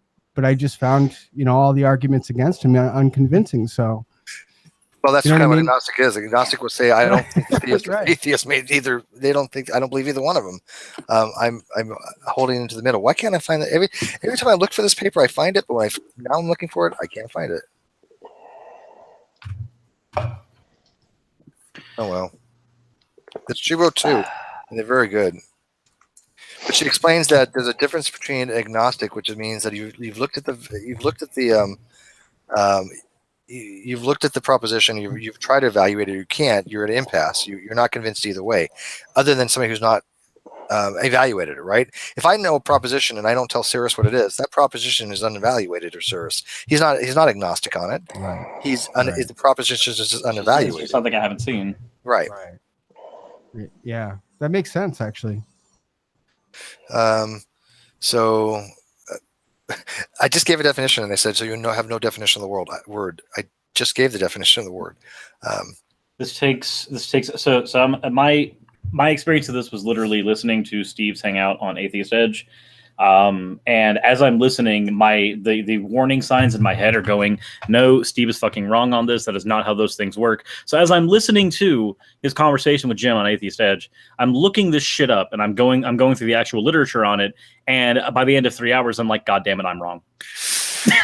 You know what? I tell you what, a lot of people have changed. As a matter of fact, a lot of people have changed their position. There's only a few hand holdouts, and that's cool. But this is something that people can go look objectively for themselves. I mean, I'm not giving out information that they can't go find, right? I'll go ahead with it. There is a person who will act the way where they will claim something and then not actually give any proof for it, not actually do any reading on it. We call that person Eve Kaninen. Don't be Eve. Don't be Eve. Yeah, don't be Eve. But somebody, World Has Me Not said that agnosticism only applies to the God claim. No, it doesn't. Agnosticism applies to any claim. Yeah, agnosticism is a polysemous word that you can apply to any proposition. If I say, "Hey, my car is red," and you say, "Well, I'm agnostic on that proposition," you are agnostic on that proposition. You can be agnostic on anything. Yeah, but they want me to find it. It's not that hard. Atheism is either colloquially that you do not have a God belief, or more formally by philosophical definitions, or some people call it propositional atheism, that you believe God does not exist, that the proposition of theism is false, or that the rejection of theism. Any of those is very similar things. This is the same problem as somebody who's saying that they believe nothing because they think that the word belief has been so tainted by the atheist versus theist argument. And I'm like, you do realize that you still have to use that word, right? I don't believe that, though. But do you know that, Don? But do you know that? How do you know that, Don? I'm but agnostic on it. when you get somebody that waters down certain words, I like words that have meaning, right? I mean, if I say I'm agnostic, people know that I have I've suspended judgment on the proposition. If somebody says they're atheist, I'm usually going to think that they believe God does not exist, but they tell me they're just a lack of belief atheist. That's fine too. Okay, I still know the position, I guess, even though it's not a position. But when somebody waters down the word atheist to say, well, you know what, told truths and TVs and babies and rocks and all that crap are atheists, then yeah, I'm going to fight against that type of argumentation. I'm sorry, it's wrong. Or what about my going to sleep as a theist, right? Since I go to sleep and I'm not thinking about God, you become an atheist during that point. I become an atheist every night when I go to sleep or something like that. We call people like you temp atheists. Yeah, exactly. Every time you go to sleep, you become an atheist because you no longer have the belief, do you? You're not holding any belief at that time. Like the issue that I have with that whole beliefs. the issue that I have with that whole argumentation is that rocks do not have it is not within a rock's nature to believe or not believe. So assigning a belief value on a rock makes no fucking sense. Right. Because they don't have executive decision-making abilities or any cognitive function. Right, they have no doxastic you popped into the wrong conversation. Yeah, they're doxastically inert. Hey, Kyle. Hi. Are you? How high are you? Hi. I'm very high right now. Awesome. I gotta give you some. I swear to God, I will. One of these days, Kyle, I promise, I will find a way to get some, and I will indulge. Okay. I heard that a philosophy discussion was going on, and I was like, why didn't anybody call me? We didn't know you were high enough. We didn't know you cared. Now he gets it. He's woke. He's woke. Clearly, I am the philosophy guy in this community. All right. Okay. Let's play this. Kyle, do colors exist? Absolutely. How about we play Ask Kyle, do you see colors that are not on the spectrum? Are you on the spectrum right now? It depends on what strain I have that day. Are you hearing the colors, Kyle? That also depends. That's a different kind of thing, isn't it? How does purple taste? Kind of like you know that taste when you go to the dentist and he sticks those gloves in your mouth. Ew, I hate that nasty stuff. That's kind of like purple. I imagine that purple would taste a whole lot better, but I think that chalk. So schnozberries, guys, schnozberries. It's a fable. I thought you'd be high enough that you just think of gummy bears right away. All right, we're going to play a game real quick before I take this off. We're going to play Ask Hi Kyle. So, the live chat, you get to ask Hi. Did you say ask? Hi, Kyle? No, ask. Ask. I'm sorry. Ask. Well, ask. Live chat. Ask will work too. Ask people to provide ask for Kyle? Yes. That's what I thought I heard. Okay. Well, I mean, all right, let's do it. He's a good friend. Let's do it. Let's get some questions for Hi Kyle. Okay. Hi. I got a question. Sure. Kyle, was that you in the chat when Godless Iowa was talking about the girl, Kyle? Which time? Today. In this stream? No, like earlier today. No. Okay. I usually don't go in the live chats when we do a show or whatever. He gets distracted. Yeah. Okay. I have a question for Kyle. I have a very important question for Kyle. Does Sure. three sleep longer than yellow when Wednesday yes'n't pie? That would depend on orange divided by Crayola times the square root of a kitchen counter. All right, cool. I'm glad that was coherent. Absolutely. Who's the guy on fire? Oh, that's me. The fire is on Guy. Stewart. That's Pink Floyd, right? Hashtag Ask Kyle. Pink Floyd, very good. Well, guys, I gotta ask Kyle if I can get off the stream now. Oh, he wants you to get off. He wants you to get Hi, off. Kyle, Kyle wants you to get off. Kyle, it's kind of the thing that I specialize in, actually. Yeah, it's been a while, so if you want to come visit, I'm straight, no, but I don't care now. Now? Did you say straight now? That's something you hear today. No, I'm straight. I have so many But- questions. Yeah, this is a temporal thing. Does it Have change? you met daily? straight people? Like I was gay yesterday, but I'm straight today. Is that how it works? You know what? That could be a thing though now because there's so many things that could be a thing. Okay, let's just say I'm pan. Okay. Like a frying pan. I'm sex variant. Yeah, that's You're kitchen sexual. You like to have intercourse with kitchen appliances. That's interesting. No, I gotta drop off because my boy's here visiting, and he sleeps like 3 feet from where I'm sitting. Oh, okay, drop off the call. I thought that was a new thing too. Oh, we could try that though. I don't know what it is, but Oh, we don't have to try. I don't do try. You'll be dropping off. Yeah. I'm gonna have to hop off too, otherwise Pam might kill me slowly. I see how this is. Yeah, can you get Kyle, that I got on a question. video? Everybody leaves. Fuck you guys, all of you. I'll stick around for a while. Kyle, would you choose to fly Hey, what did I do? if Oh, you had to do the Superman pose and you could only fly 1 mile per hour? Say that one more time. Would you choose to fly if the only way you could fly is if you did the Superman pose and you could only fly 1 mile per hour? Huh. I think he's already flying, man. Yeah, I was getting ready to say I can do that with just. And you could go as high as you want. If I just But you fart a can only little go bit. a mile per hour. That's like I think that's I like would having, do it actually. Yeah, that's I like would do having, it. that's like having the ability to turn invisible, but only when nobody's looking. Yeah. Useless. Exactly. Well, Steve, Wow, that's you let me in the street. Kyle, sorry, I'm leaving just as you came. No, he did. I'm sure he's done it a few You had times to make tonight. it kinky. Have a good night, everybody. I'm Yeah. actually looking through Good night. Good the night, appliance section right now for you. Who else is in here? We got Batman.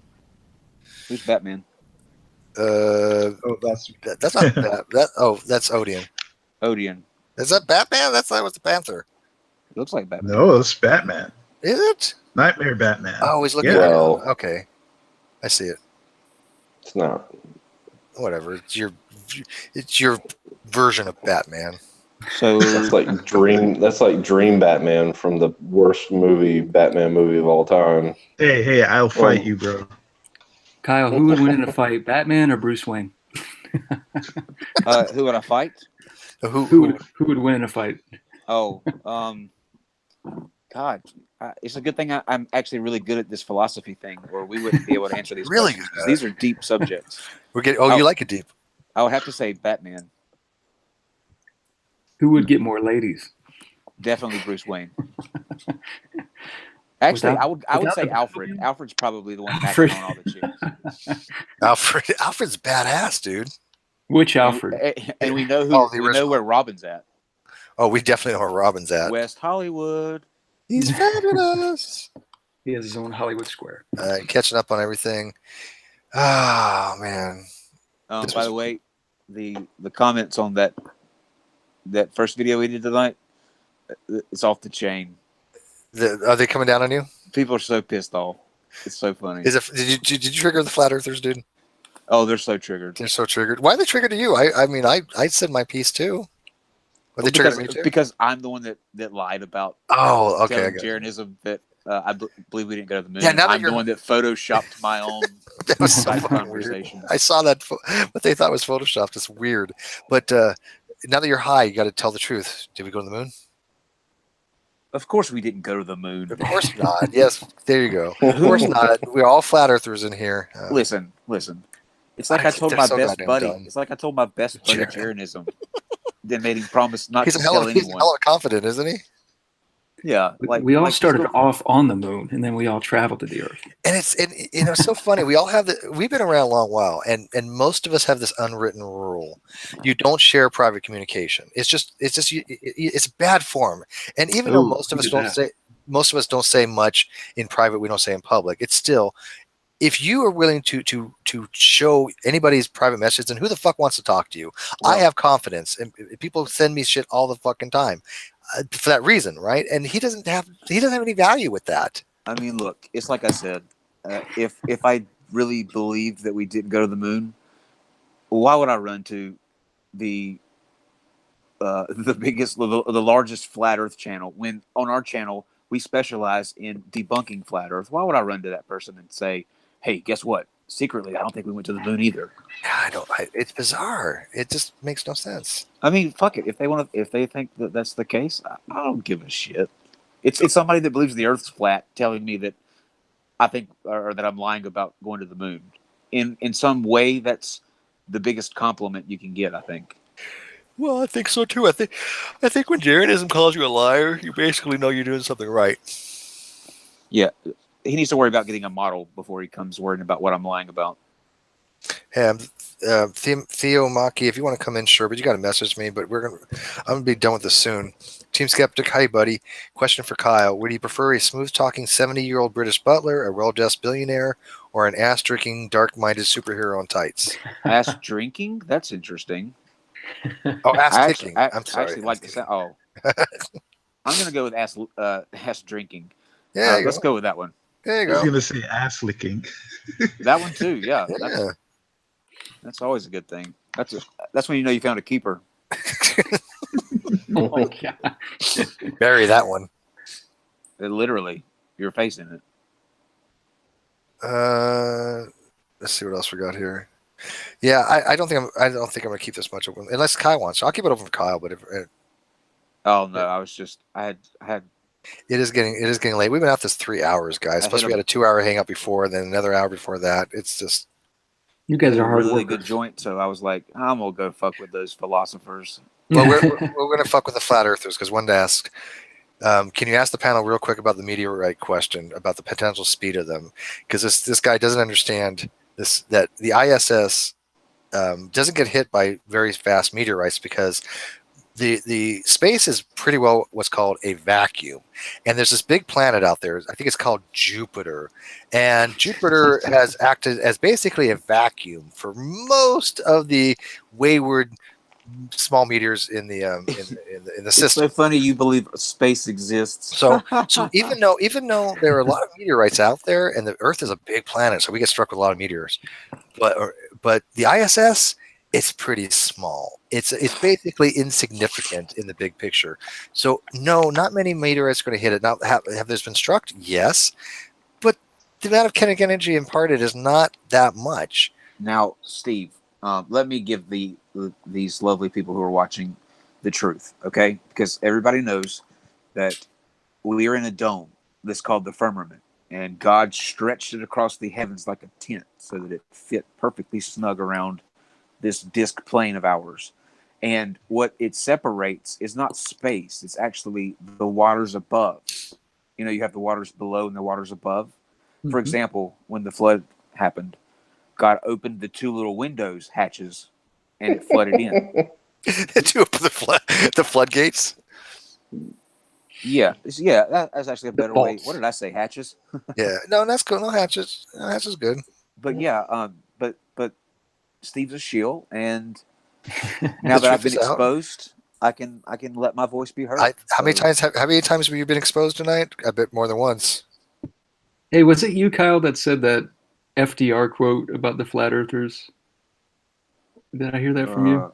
I hope so, because that sounds cool as shit. The only thing the flat earthers have left to fear is the sphere itself. Is that what you said? The only thing we have to. The only thing. Yeah. That was awesome. It was a girl that follows us. I got you. I was cracking up. It was funny. Yeah, I died. The people on that's why I love Twitter. People are so creative. Twitter is a bittersweet thing. I hate it and I love it because for all the creative people, there's like 6 assholes that wait for you to post something that they can turn into a thread war. I bet you I mute like 20 conversations a day from people just arguing over which way to hold your camera when you're making videos. Well, we know you don't do vertical, man. That's objectively true. I've always thought of Twitter as like a gigantic ring of gaijis.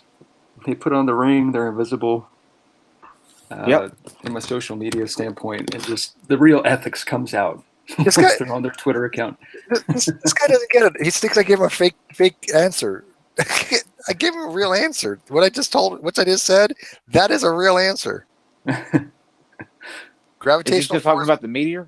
Yeah, he's still on the meteor. He thinks I was kidding. No, that is a genuine response, dude. Seriously. Let me guess. He doesn't think that the ISS is a real thing. I don't think he knows I don't think he thinks reality is a real thing. Uh-oh. Yeah. Oh, I don't know about these guys, man. Where do they keep coming from? It's like everywhere. I don't know. It's disturbing, though. I mean, there's just a limit of dumbness that you think somebody could hit, and then they just go beyond that every single time. Well, why are there solipsis rather than no solipsis? I'm better than solipsis one of these days. Is this the inner solipsism of solipsism? So this guy goes, so you're not willing to address the reality that the issue disproves the ISS? No, I just gave the reasons I just gave the answer. Dude, listen, man, look, it's don't let it get like 2 o'clock at night. Go watch a Netflix movie. All right? Kyle, please find a way to get a spot. Leave the science to the adults, okay? Go watch Netflix. Go watch Nickelodeon.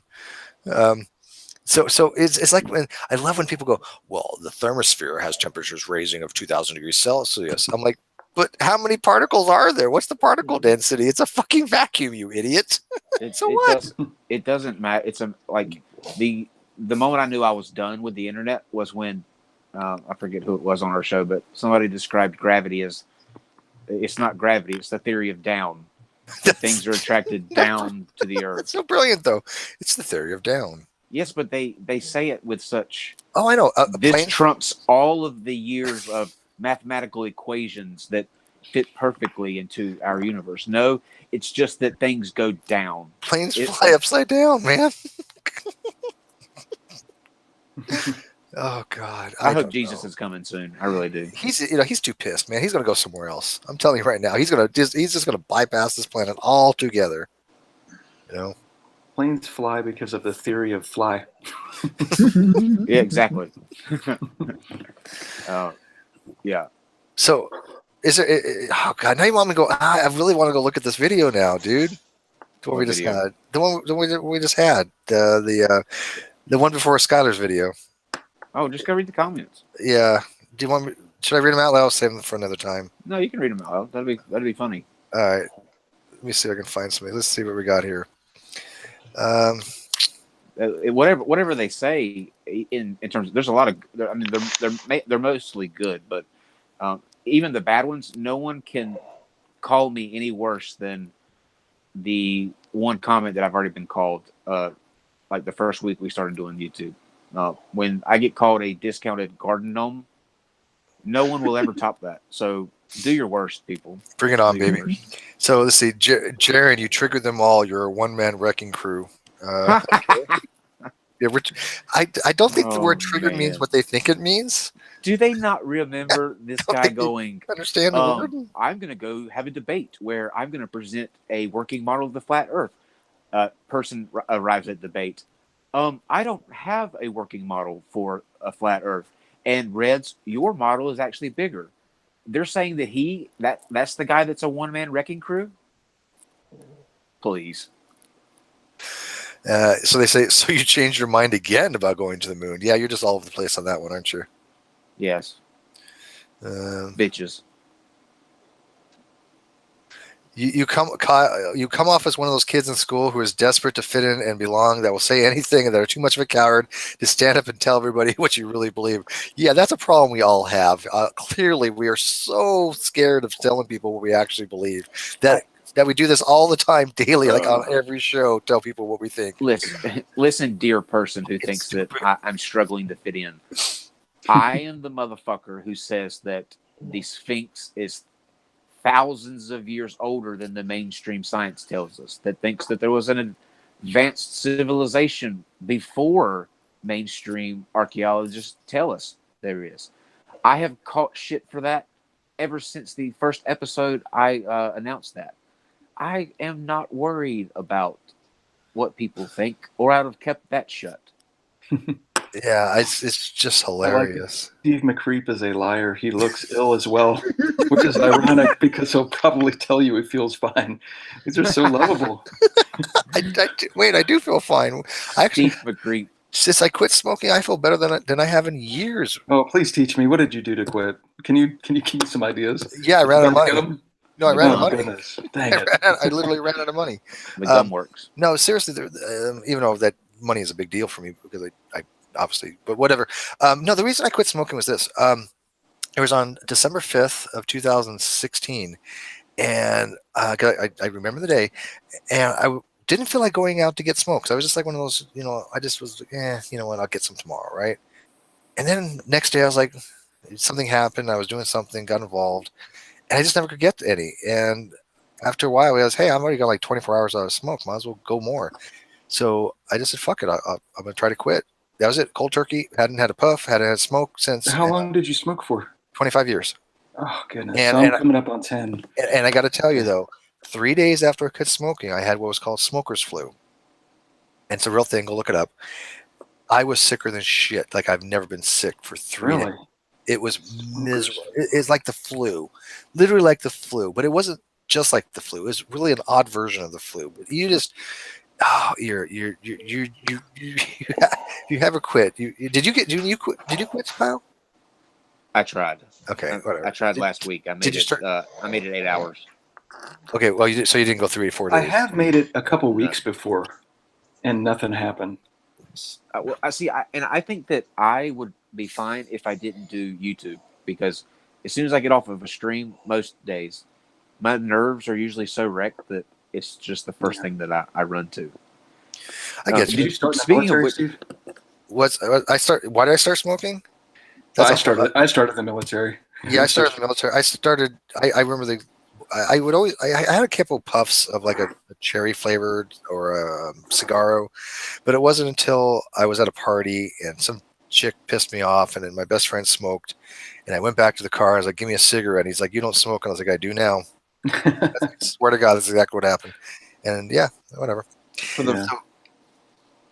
Steve, I was looking at the analytics page. Have you seen the ratio for Thursdays? I have not yet. Take a look at that real quick. On Thursday's show? Yeah, pronouns. It's a little bit difficult because I'm signed into this channel right now. Well, I'll tell you. You can guess which side they fall on. One of them is 79. One of them is 75. What was the topic? It's the pronouns one. Oh. They had that many dislikes? 79 likes, 75 dislikes. Wow. How was the comments? Brutal. For whom? Well, I don't want to get into that, but not towards you. Okay. Yeah, I was going to say that's like one of the things that. Anyways, so let's read some of the other comments. And by the way, can I get rid of this person? World News Net. They're just trolling at this point. I just told him 5,000 times meteors do hit these things, and then he said, "So you disagree with Chris Hadfield when he talked about a meteor which ripped a hole right through the solar panel?" The guy in the live chat. So, World, I just told you that happens. It does get. I don't like dishonest people, so you get a timeout. And if you want to go bitch about it, you want to complain about it, you want to be persecuted, go fuck off. Just go fuck yourself. It's your channel, Steve. Yeah. You can. Yeah. Wait, how did you do that? How did you do that to him? Oh, I didn't mean to hide him. I just want to give him a timeout. Let me do that. Sorry. I didn't mean to hide you. I'm giving you a timeout. I'm giving you a warning. Just go fuck yourself if you're going to play that kind of game. I answer a question. If you're going to take my words and change them to something else, or think that I've said something I didn't, go fuck yourself. Okay? There we go. So, Steve, we got to get you to read some Epictetus, some Stoic philosophy. Oh God, I'm still trying to get into analytical philosophy, dude. That's just okay. So the Stoics will teach you like how to not let that guy bother you. Oh no, I know. I've talked about Stoicism with Alex Malpass a little bit. Awesome. So okay. So anyways, Kyle's trying to backpedal, claiming sarcasm. Have you met Kyle? I mean, how do you think he's a sarcastic? He's a comedian, for God's sake. I'm not sarcastic at all. No, neither am I. Are you a professional comedian? Seriously? He used to be. I was. Yeah. Awesome. That's cool. I would think that a professional comedian would understand the concept of sarcasm, right?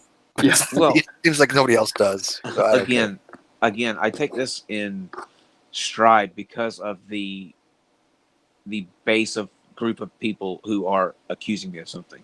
I have a group of people who go around willingly denying facts and science, lying to other people, telling them that the earth is flat, and then they're looking at me going, well, you're a liar because you made a comment about the moon landing and it's fake. And so I have a heart. That's why I smoked as much as I did tonight, because my usual, couple of hits wasn't doing it. I was like, I'm going to smoke myself until I'm so retarded it makes sense to me. Yeah, I don't think you have that much. I don't think that'd be. Can you die of pot overdose? Yeah. We're gonna find out. Yeah. So okay. So let's see here. What else we got? Read some good ones. LOL. It doesn't matter what model you believe in. Steve and Skylar are bold-faced liars. Remember that every time you look in the mirror, fellers, you are not men of your word, and you'll face the truth in the end, like all of us. I am so scared. Oh my! And then somebody asked them, how are they exactly liars? No response. Okay. Unfalsifiable pakikak. Let's see here. So much moral denunciation. This is awful. Somebody says liar, liar, and they spelled it wrong both times. You automatically are ignored. Thank you. I'm not even kidding. L-I-E-R. The best thing is when people call. There's probably at least one person a day that'll call either me a douche or Steve a douche. And the great thing about trying to insult somebody by calling them a douche on the internet is because 90% of them can't spell douche. So okay. here is a PSA for all of you out there that are thinking about leaving a message like that. Get a thesaurus and find something similar to douche. Do not insult somebody if you can't spell the insult that you're trying to insult them with. Yeah, by the way, it ends in E, people. So somebody, this is not an insult, but somebody had asked, where are all Jerrisism's 100,000 subscribers? And he's got a good point, because I'm looking at this video and it only has 55 dislikes. So I don't think the ratio is high. Yeah, I don't think he's getting his crew to believe his bullshit that much. Let's see here.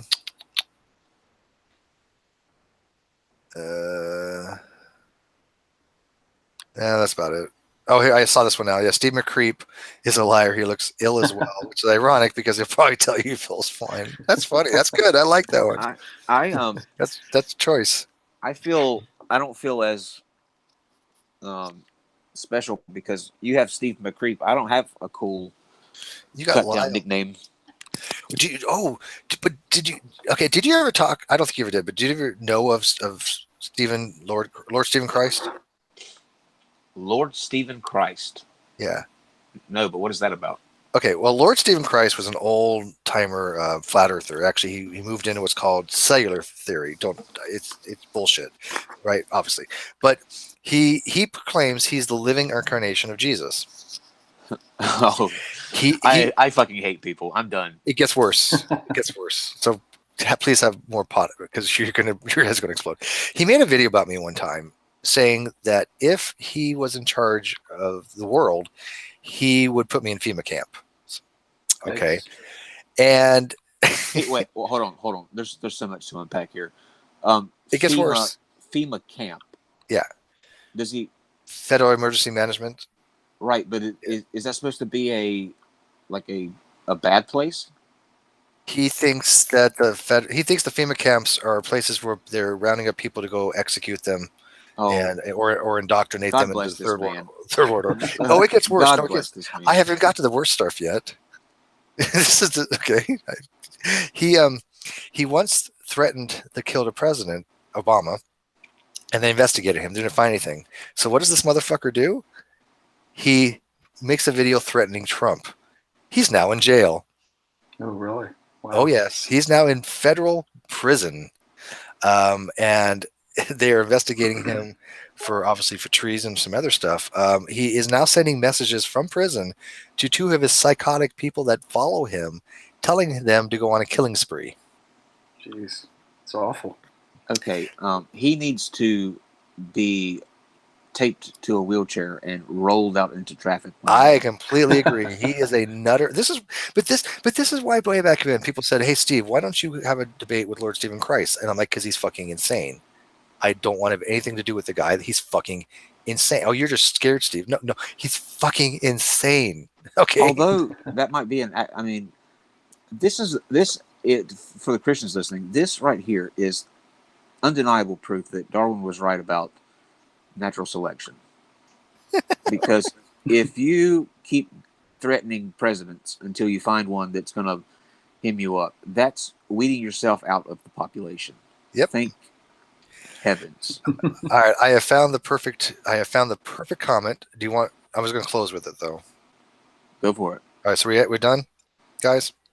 Yes, sir. All right. Oh yeah, I'm usually done in like the first minute. It doesn't take me long at all. Okay. So this is we're going to leave you with this comment. This is my favorite comment of the night. Bravo, Kyle. You looked and spoke excellently. Meanwhile, my man Steve looks like he's on his fourth divorce and living in a 1987 Winnebago with his dog, but he's got your back. And he also split hot fire at Jaron. You guys were terrific. Steve's situation, and because I want to help you fight back from the League of Flat Tars lying about you, is why I chose to become a Patreon tonight. That plus shows bring me countless hours of joy. Who is this? Insidious Vids. That is clever. Pin that comment. That is the greatest fucking thing I have ever read. I think. God bless you. I was funny. I'm gonna definitely pin that. That was just fuck, man, awesome. You, sir, you've won the internet. You will be. Make sure that you're in the private hangout this weekend.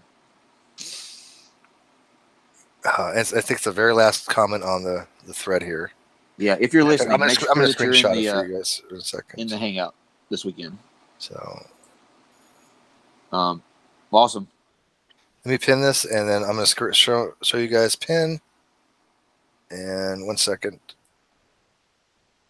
just so we get it on this particular video. God damn it! I'm thinking about attempting to break the internet one. Maybe in September.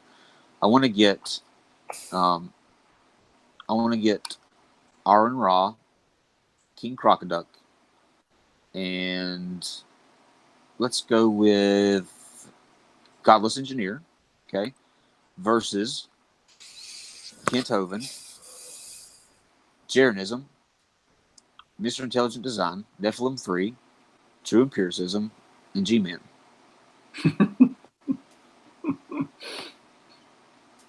There you go. Is that cool, Kyle? You, sir, have won the internet. Oh yeah, yeah, absolutely. Yeah, I love that. This is brilliant. Why can't more people write shit like this? Fuck, man, that's brilliant. Because of Kyle's law. Oh no, it's not. Kyle's law is whichever theory is more dull is the one that it always is. Yeah, that's Kyle's law. But Kyle's law number 2 is assholes. The asshole ratio to decent person ratio is 10-1. So, and they live forever. Assholes live forever. Yep. All right, guys. Thanks for hanging out with us. We will see you tomorrow. I'm not sure what's going on tomorrow. I might be out during the day, but I'm still going to try to have this hangout on the contingency thing. But if we have to postpone it again, we do. But do we have anything on non-sec tomorrow? Did we figure it out? Oh, non sequitur, Steve, is Monday through Friday at 8 p.m. Eastern. Yeah, every week. We had to cancel our original show tomorrow. So 2 things. I have to find a Christian that is willing to talk about polytheism in some way, or debate roulette. That sounds good. What would you want to know about polytheism? Ocean. Oh, Ocean. Yeah. Yeah. Okay. A conversation with him. Yeah. Awesome. That would be interesting. All right, guys. We will bid you good night.